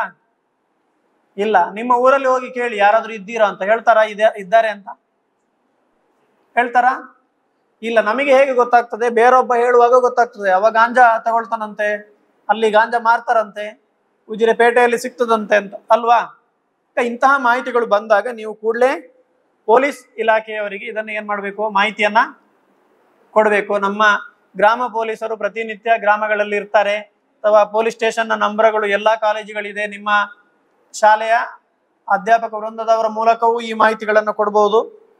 ಸಾರ್ವಜನಿಕರಿಂದ ಮಾಹಿತಿಯನ್ನು ನೀವು ತೆಗೆಯುವ ಕೆಲಸವನ್ನ ಮಾಡಬೇಕು. ಈಗ ನೀವು ಇಲ್ಲಿ ಇಷ್ಟು ಜನ ಇದ್ದೀರಿ ಅಂತ ಹೇಳಿದ್ರೆ ಸಾಧಾರಣ ಬೆಳ್ತಂಗಡಿ ತಾಲೂಕಿನ ಎಲ್ಲಾ ಕಡೆಗಳಿಂದ, ಎಲ್ಲಾ ಗ್ರಾಮದಿಂದ ಬರುವವರು ಇದ್ದೀರಿ ಅಂತ ಅರ್ಥ, ಹೌದಲ್ವಾ? ಈಗ ಅದರ ಬಗ್ಗೆ ನೀವು ತಿಳುವಳಿಕೆ ಹೊಂದಿ ನಮಗೆ ಮಾಹಿತಿಯನ್ನ ಕೊಡಬೇಕು. ಮತ್ತೆ ನಮ್ಮ ಮನೆಯಲ್ಲಿ ಅಂತ ಒಬ್ಬ ವ್ಯಕ್ತಿ ಇದ್ದಾರೆ ಅಂತ ಹೇಳಿದ್ರೆ ನಾವು ಅವರನ್ನು ಹೇಗೆ ಟ್ರೀಟ್ ಮಾಡಬೇಕು? ಹೊಡೆಯುವುದು ಬಡಿಯುವುದು ಅವರಿಗೆ ಅಲ್ಲ, ಅವರು ಅದರಿಂದ ಹೊರಗೆ ಹೇಗೆ ಕರ್ಕೊಂಡು ಬರ್ಬೋದು ಅಂತ ಹೇಳಿ ನಾವು ಅವರನ್ನು ಹೆಚ್ಚು ಪ್ರೀತಿಸುವಂತಹದ್ದು, ಅಂತ ವಸ್ತುಗಳು ಅವರಿಗೆ ಸಿಗದೆ ಇರುವಂತಹದ್ದು, ಆ ರೀತಿಯಲ್ಲಿ ಮಾಡ್ಬೇಕಾಗ್ತದೆ. ಒಬ್ಬ ಅಡಿಕ್ಟ್ ಆಗ್ತಾ ಇದ್ದಾನೆ ಅಂತ ಹೇಳಿ ಗೊತ್ತಾದ ಕೂಡಲೇ ನಾವು ಅವನನ್ನ ಏನ್ ಮಾಡ್ಬೇಕು? ಆಸ್ಪತ್ರೆಗೋ ಅಥವಾ ಅದಕ್ಕೆ ಬೇಕಾದಂತಹ ವ್ಯವಹಾರಗಳನ್ನ ನಡೆಸಿ ಪರಿಹಾರವನ್ನ, ಔಷಧಿಯನ್ನ ಅವನಿಗೆ ಸೂಕ್ತ ಟೈಮಿಗೆ ಕೊಡಬೇಕು. ಅಲ್ಲದೆ ನಮ್ಮ ಪೊಲೀಸ್ ಇಲಾಖೆ ಮಾತ್ರ ಅಲ್ಲ, ಅಬಕಾರಿ ಇಲಾಖೆ ಇದೆ, ಡ್ರಗ್ ಕಂಟ್ರೋಲ್ನವರಿದ್ದಾರೆ, ಆರೋಗ್ಯ ಇಲಾಖೆಯವರಿದ್ದಾರೆ. ಇವರಿಗೂ ಕೂಡ ಇದರ ಬಗ್ಗೆ ನೀವು ಮಾಹಿತಿಯನ್ನ ಕೊಡಬಹುದು. ಮಾಡ್ತೀರಾ? ಗಟ್ಟಿ ಹೇಳಬೇಕು, ನಿದ್ದೆಯಲ್ಲಿ ಹೇಳ್ತಾ ಇರೋದಲ್ಲ, ಹೌದಲ್ವಾ? ಪೊಲೀಸರಿಗೆ ನೀವು ಮಾಹಿತಿಗಳನ್ನ ಕೊಟ್ಟಾಗ ಅದಕ್ಕೆ ನಿಮ್ಮ ಊರಿಗೆ ಅಂತಹದ್ದು ಬರದ ಹಾಗೆ ತಡಿಲಿಕ್ಕೆ ನೀವು ಕೂಡ ಪಾತ್ರ ವಹಿಸಿದ ಹಾಗೆ. ಪೊಲೀಸಿಗೆ ಸೇರ್ಬೇಕಿದ್ರೆ ಯಾವ ಕ್ಲಾಸ್ ಪಾಸ್ ಆಗಿರ್ಬೇಕು? ಪೊಲೀಸ್ ಆಗ್ಬೇಕಿದ್ರೆ PUC ವಿದ್ಯಾಭ್ಯಾಸ ಇದ್ರೆ ಪೊಲೀಸ್ ಆಗಬಹುದು. ನೀವು ಪೊಲೀಸ್ ಆಗ್ಲಿಕ್ಕೆ ಇನ್ನು ಒಂದೇ ಸ್ಟೆಪ್ ಇರುವಂತಹದ್ದು, ಹೌದಲ್ವಾ? ನಿಮಗೆ ಇದರ ತಿಳುವಳಿಕೆ ಬೇಕಾ ಬೇಡವಾ? ಬೇಕಲ್ವಾ? ಆದ್ರೆ ಏನ್ ಮಾಡ್ತೀರಿ? ನಿಮ್ಮ ಊರಲ್ಲಿ ಮಾಹಿತಿ ಕಲೆ ಹಾಕ್ತೀರಾ? ಜೋರು ಹೇಳ್ಬೇಕು ನಮಗೆ. ಖಂಡಿತವಾಗಿ ಇವತ್ತಿನ ಈ ಕಾರ್ಯಕ್ರಮ ಅರ್ಥಪೂರ್ಣ ಆಗ್ಬೇಕು ಅಂತ ಆದ್ರೆ ನಿಮ್ಮಿಂದ ಇಂತಹ ಮಾಹಿತಿಗಳು ನಮ್ಮ ಬೆಳ್ತಂಗಡಿ ಠಾಣೆಗೆ ಬರಬೇಕು. ಬೆಳ್ತಂಗಡಿ ಮತ್ತೆ ನಮ್ಮ ವೃತ್ತದ ವ್ಯಾಪ್ತಿಯ ಠಾಣೆಗಳಲ್ಲಿ ಹಲವಾರು ಕೇಸುಗಳನ್ನ ನೀವು ಅದನ್ನು ಸೇವನೆ ಮಾಡಿದ್ರೂ ಕೂಡ ಕೊಟ್ಟವನಿಗೂ ಕೇಸ್ ಆಗ್ತದೆ, ತಗೊಂಡವನಿಗೂ ಕೇಸ್ ಆಗ್ತದೆ, ಅದನ್ನು ಸಪ್ಲೈ ಮಾಡ್ಲಿಕ್ಕೆ ಮೂರನೇ ವ್ಯಕ್ತಿ ಇದ್ರೆ ಅವನ ಮೇಲೂ ಕೇಸ್ ಆಗ್ತದೆ. ಇದಕ್ಕೆ ನಾವೆಲ್ಲರೂ ಕೂಡ ಶ್ರಮಿಸ್ತೇವೆ, ಒಟ್ಟಿಗೆ ಸೇರಿ ಶ್ರಮಿಸಬಹುದಲ್ವಾ? S, okay. ಇಷ್ಟು ಅವಕಾಶ ಮಾಡಿದ್ದಕ್ಕೆ ಧನ್ಯವಾದಗಳು. ಎಲ್ಲರಿಗೂ ನಮಸ್ತೆ. ಈ ದಿನ ಜೂನ್ 26 ಈ ದಿನವನ್ನು ಅಂತಾರಾಷ್ಟ್ರೀಯ ಮಾದಕ ವಸ್ತು ವಿರೋಧಿ ದಿನವನ್ನಾಗಿ ಆಚರಿಸುತ್ತೇವೆ. ಈ ದಿನಾಚರಣೆಗೆ ನಾವು ಬೆಳ್ತಂಗಡಿ ತಾಲೂಕು ಪೊಲೀಸ್ ವತಿಯಿಂದ ಈ ಕಾರ್ಯಕ್ರಮ ಹಮ್ಮಿಕೊಂಡಿದ್ದು, ಇದಕ್ಕೆ ಆಗಮಿಸಿದ ಸಂಪನ್ಮೂಲ ವ್ಯಕ್ತಿಯಾಗಿ ಆಗಮಿಸಿದಂತಹ ವಿವೇಕ್ ಪಾಯಸವರೇ ಹಾಗೂ ಪ್ರಾಂಶುಪಾಲರಾದ ಪ್ರಮೋದ್ ಕುಮಾರ್ ಅವರೇ, ಉಪಪ್ರಾಂಶುಪಾಲರಾದ ಡಾಕ್ಟರ್ ರಾಜೇಶ್ ಅವರೇ, ಹಾಗೂ ಈ ಕಾರ್ಯಕ್ರಮದಲ್ಲಿ ಹಾಸನಲ್ಲಿರುವಂತಹ ಸುಬ್ಬಪ್ಪ ಅವರೇ, ಹಾಗೂ ಎಲ್ಲ ವಿದ್ಯಾರ್ಥಿಗಳೇ, ನಮ್ಮ ಹಾಗೂ ವಿದ್ಯಾರ್ಥಿ ಪ್ರಾಧ್ಯಾಪಕರುಗಳಿಗೆ ಹಾಗೂ ನಮ್ಮ ಸಿಬ್ಬಂದಿಗಳಿಗೆ. ನಾನು ಜಾಸ್ತಿ ಮಾತಾಡಿ ಹೋಗೋದಿಲ್ಲ, ಯಾಕಂತ ಹೇಳಿದ್ರೆ ಎಲ್ಲ ಮಾತಾಡಿ ಬಹಳಷ್ಟು ಮಾತಾಡಿದ್ದಾರೆ. ವಿವೇಕ್ ಪಾಯಸ್ ಅವರು ಮಾತಾಡಿ ತಮಗೆಲ್ಲ ಅರ್ಥ ಆಗಿದ್ರೆ ಅದು ನಾವು ಮಾತಾಡುವ ಅಗತ್ಯನೇ ಇಲ್ಲ. ಯಾಕಂತ ಹೇಳಿದ್ರೆ ಅವ್ರು ಬಹಳಷ್ಟು ಹೇಳಿದ್ದಾರೆ ನಿಮಗೆ ಯಾವ ರೀತಿ ಇರಬೇಕು, ಏನು ಮಾಡಬೇಕು ಅಂತ ಹೇಳಿ. ನಮ್ಮ ಡಾಕ್ಟರ್ ರಾಜೇಶ್ ಅವರು ಹೇಳಿದ್ರು student life is golden life ಅಂತ ಹೇಳಿ.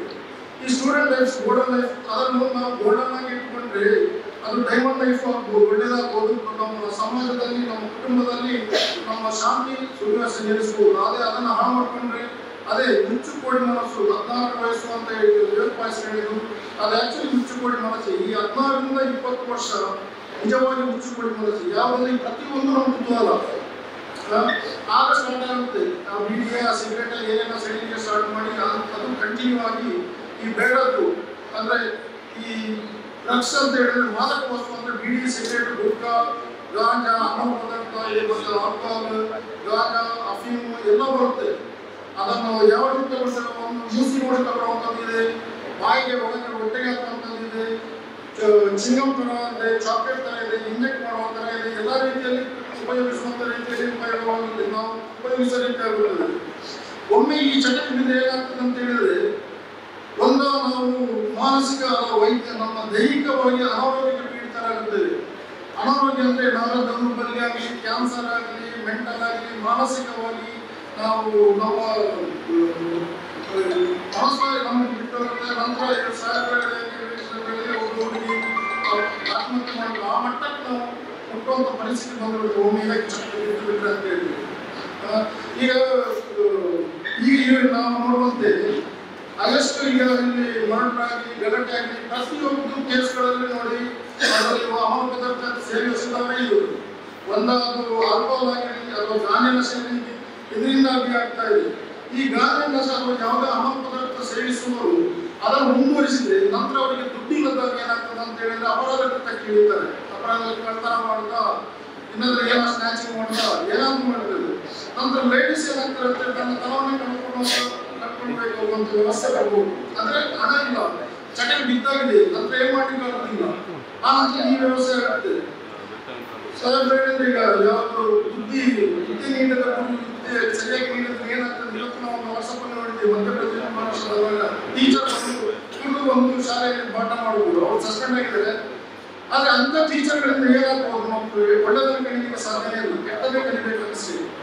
ಮತ್ತೆ ಇದು ಪೋಷಕರು ಅಷ್ಟೇ, ಎದ್ದು ಮಕ್ಕಳ ಕಣ್ಣಿದ್ದಾಗೆ ಅಂತೀವಿ. ಅದನ್ನು ನಾವು ಪೋಷಕರು ಅವರ ಕಣ್ಣು ನಮ್ಮ ಕಣ್ಣಿನಾಗೆ ನೋಡ್ಕೊಂಡ್ರೆ ಮಕ್ಕಳನ್ನು ಅವ್ರಿಗೆ ಉದ್ಧಾರ ಆಗ್ತದೆ. ಇನ್ನೊಂದು ಏನಾಗ್ತದೆ ಅಂತ ಹೇಳಿ ಈಗಿನ ಸಮಾಜದಲ್ಲಿ ತಂದೆನೂ ಕೆಲಸಕ್ಕೆ ಹೋಗ್ತಾರೆ, ತಾಯಿನೂ ಕೆಲಸಕ್ಕೆ ಹೋಗ್ತಾರೆ, ಎಲ್ಲರೂ ಕೆಲಸಕ್ಕೆ ಹೋಗ್ತಾರೆ, ಮಕ್ಕಳನ್ನು ಹಾಸ್ಟೆಲ್ಗೆ ಹಾಕಿ ಬಿಡ್ತಾರೆ.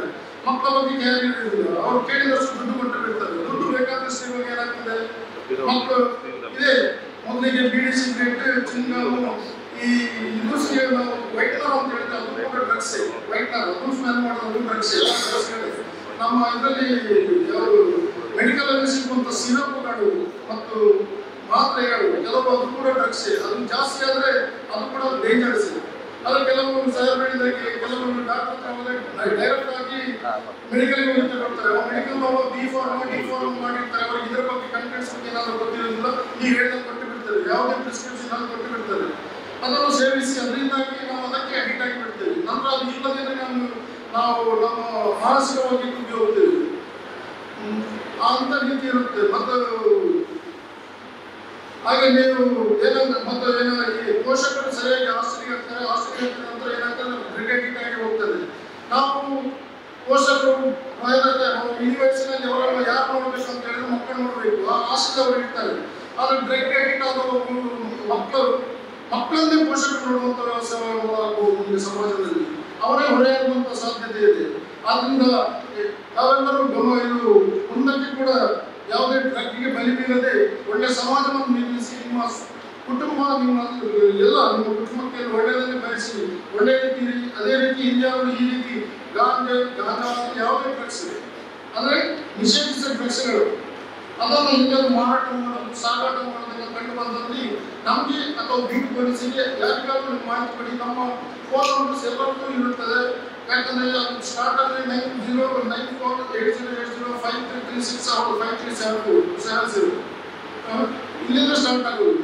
ಎಂಥ ಮಾಹಿತಿ ಕೊಟ್ಟು ಕೂಡ ನಾವು ನಿಮ್ಮ ಯಾವುದೇ ಮಾಹಿತಿಯನ್ನು ಸೀಕ್ರೆಟ್ ಆಗಿ ಇಟ್ಕೊಂಡು ನಾವು ಬೇಕಾದ ವ್ಯವಸ್ಥೆ ನಾವು ಮಾಡಿಕೊಳ್ತೇವೆ. ಇದನ್ನೇ ಎಲ್ಲರೂ ತಮ್ಮ ಮನಸ್ಸಿನಲ್ಲಿ ಇಟ್ಟುಕೊಂಡು ನಮಗೆ ಸಾಗಿಸಬೇಕಾಗಿ ನಾವು ಈ ಮೂಲಕ ನಿಮಗೆ ಕೇಳಿಕೊಳ್ಳುತ್ತಾ ನಾನು ಮಾತನ್ನು ಮುಗಿಸಿದ್ದೇನೆ. ಜೈ ಹಿಂದ್.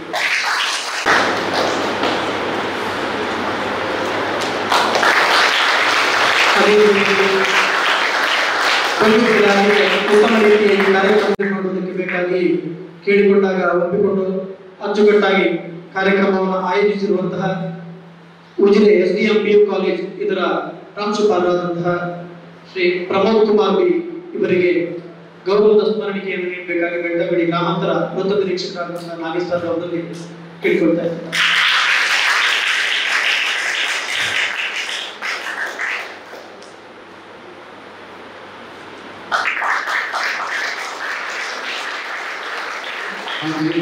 ಈ ದಿನ ಪೊಲೀಸ್ ಇಲಾಖಾ ವತಿಯಿಂದ ಸಂಪನ್ಮೂಲ ವ್ಯಕ್ತಿಯಾಗಿ ಭಾಗಿಯಾಗಿ ನಮ್ಮ ಪರಿಣಾಮಕಾರಿಯಾಗಿ ಸ್ಲೈಡ್ ಮೂಲಕ ಮಾದಕ ವಸ್ತುಗಳ ಬಗ್ಗೆ ವಿವಿಧ ಬಗೆಗಳನ್ನು ಪರಿಚಯಿಸಿಕೊಂಡು ಅದರ ದುಷ್ಪರಿಣಾಮಗಳನ್ನು ಪರಿಣಾಮಕಾರಿಯಾಗಿ ವಿದ್ಯಾರ್ಥಿಗಳಿಗೆ ತಿಳಿಯಪಡಿಸಿದಂತ ಶ್ರೀಯುತ ವಿಜಯ್ ಕುಮಾರ್ ರೈ ಇವರಿಗೂ ಕೂಡ ಸ್ಮರಣಿಕೆಯನ್ನ ಮಾನ್ಯ ಕಾಲೇಜಿನ ಪ್ರಾಂಶುಪಾಲರಾದಂತಹ ಶ್ರೀಯುತ ಮೋಹನ್ ಕುಮಾರ್ ಸರ್ ಅವರು ನೀಡಬೇಕಾಗಿ ಕೇಳಿಕೊಳ್ತೇವೆ.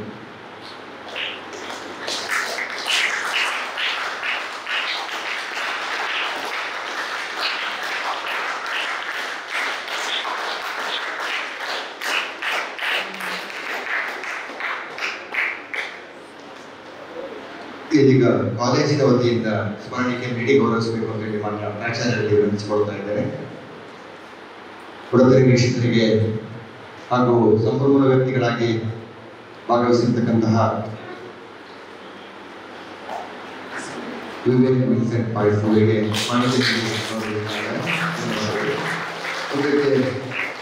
ಧನ್ಯವಾದ ಕಾರ್ಯಕ್ರಮವನ್ನು ನೆರವೇರಿಸಿಕೊಡಬೇಕಾಗಿ ಶ್ವೇತಾ ಮೇಡಮ್ ಅವರು ವಿನಂತಿಸಿಕೊಳ್ತಾ ಇದ್ದಾರೆ.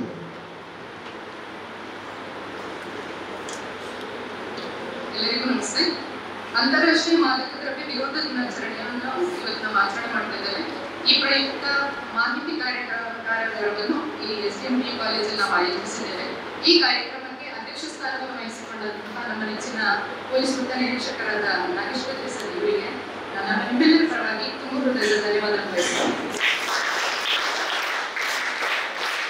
ಅದೇ ರೀತಿ ಈ ಕಾರ್ಯಾಗಾರದಲ್ಲಿ ಉಪಸ್ಥಿತರಿರುವಂತಹ ಹಾಗೆ ಈ ಕಾರ್ಯಾಗಾರವನ್ನು ನಡೆಸಲು ನಮಗೆ ಸಹಕಾರವನ್ನು ನೀಡಿದಂತಹ ಈ ಕಾಲೇಜಿನ ಪ್ರಾಂಶುಪಾಲರಾದಂತಹ ಶ್ರೀಯುತ ಪ್ರಮೋದ್ ಕುಮಾರ್ ಸರ್ ಇವರಿಗೂ ಕೂಡ ತುಂಬ ಹೃದಯದ ಧನ್ಯವಾದಗಳು.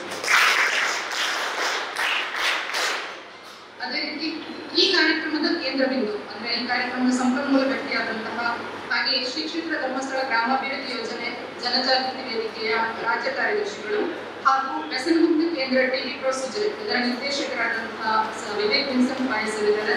ಇವರಿಗೂ ನಮ್ಮ ನಿಮ್ಮೆಲ್ಲರ ಪರವಾಗಿ ಹಾಗೂ ಪೊಲೀಸ್ ಇಲಾಖೆಯ ಪರವಾಗಿ ತುಂಬ ಹೃದಯದ ಧನ್ಯವಾದಗಳು ಸರ್. ಅದೇ ರೀತಿ ಕಾರ್ಯಕ್ರಮದಲ್ಲಿ ಉಪಸ್ಥಿತರಿರುವಂತಹ ನಮ್ಮ ನೆಚ್ಚಿನ ಪೊಲೀಸ್ ನಿರೀಕ್ಷಕರಾದಂತಹ PG ಸುಬ್ಬಪ್ಪ ಸರ್ ಇದ್ದಾರೆ. ಇವರಿಗೂ ತುಂಬ ಹೃದಯದ ಧನ್ಯವಾದಗಳು ಸರ್. ಅದೇ ರೀತಿ ಈ ಕಾಲೇಜಿನ ಉಪ ಪ್ರಾಚಾರ್ಯರಾದಂತಹ ರಾಜೇಶ್ ಸರ್ ಇದ್ದಾರೆ. ಇವರಿಗೂ ನಮ್ಮ ನಿಮ್ಮೆಲ್ಲರ ಪರವಾಗಿ ಹಾಗೂ ಪೊಲೀಸ್ ಇಲಾಖೆಯ ಪರವಾಗಿ ತುಂಬ ಹೃದಯದ ಧನ್ಯವಾದಗಳು. ಹಾಗೆ ಈ ಕಾರ್ಯಕ್ರಮದಲ್ಲಿ ಉಪಸ್ಥಿತರಿರುವಂತಹ NSS ಘಟಕದ ಸಂಯೋಜಕರಾದಂತಹ ವಿಶ್ವನಾಥ್ ಸರ್ ಇದ್ದಾರೆ. ಇವರಿಗೂ ತುಂಬ ಹೃದಯದ ಧನ್ಯವಾದಗಳು ಸರ್. ಅದೇ ರೀತಿ ಈ ಕಾರ್ಯಕ್ರಮವನ್ನು ಒಂದು ವ್ಯವಸ್ಥಿತ ರೂಪದಲ್ಲಿ ಒಂದು LED ಮುಖಾಂತರ ಎಲ್ಲರಿಗೂ ಮನಮುಟ್ಟುವ ರೀತಿಯಲ್ಲಿ ಒಂದು ಮಾಹಿತಿಯನ್ನು ನೀಡಿರುವಂತಹ ನಮ್ಮ ವಿಜಯ್ ಕುಮಾರ್ ಸರ್ ಇದ್ದಾರೆ. ಅವರಿಗೂ ನಮ್ಮ ನಿಮ್ಮೆಲ್ಲರ ಪರವಾಗಿ ತುಂಬ ಹೃದಯದ ಧನ್ಯವಾದಗಳು. ಹಾಗೆ ಈ ಕಾರ್ಯಕ್ರಮದ ಕೇಂದ್ರ ಬಿಂದು ವಿದ್ಯಾರ್ಥಿಗಳು ನಿಮಗೂ ಈ ಕಾರ್ಯಕ್ರಮದಲ್ಲಿ ಪಾಲ್ಗೊಂಡಿದ್ದೀರಿ. ನಿಮಗೂ ಕೂಡ ನಮ್ಮ ಪೊಲೀಸ್ ಇಲಾಖೆಯ ಪರವಾಗಿ ಹಾಗೂ ಎಲ್ಲರ ಪರವಾಗಿ ನಿಮಗೆ ತುಂಬ ಹೃದಯದ ಧನ್ಯವಾದಗಳು.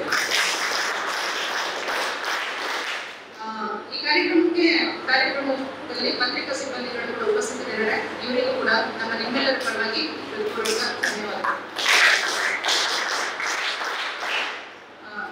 ಈ ಕಾರ್ಯಕ್ರಮವನ್ನು ಪತ್ರಿಕೆಗಳಲ್ಲಿ ಪ್ರಸಾರ ಮಾಡಲು ಸಹಾಯ ಮಾಡುವಂತಹ ನ್ಯೂಪ್ಲಸ್ ಚಾನೆಲ್ನ ಸಿಬ್ಬಂದಿಗಳಿದ್ದಾರೆ. ಇವರಿಗೂ ಕೂಡ ತುಂಬ ಹೃದಯದ ಧನ್ಯವಾದಗಳು.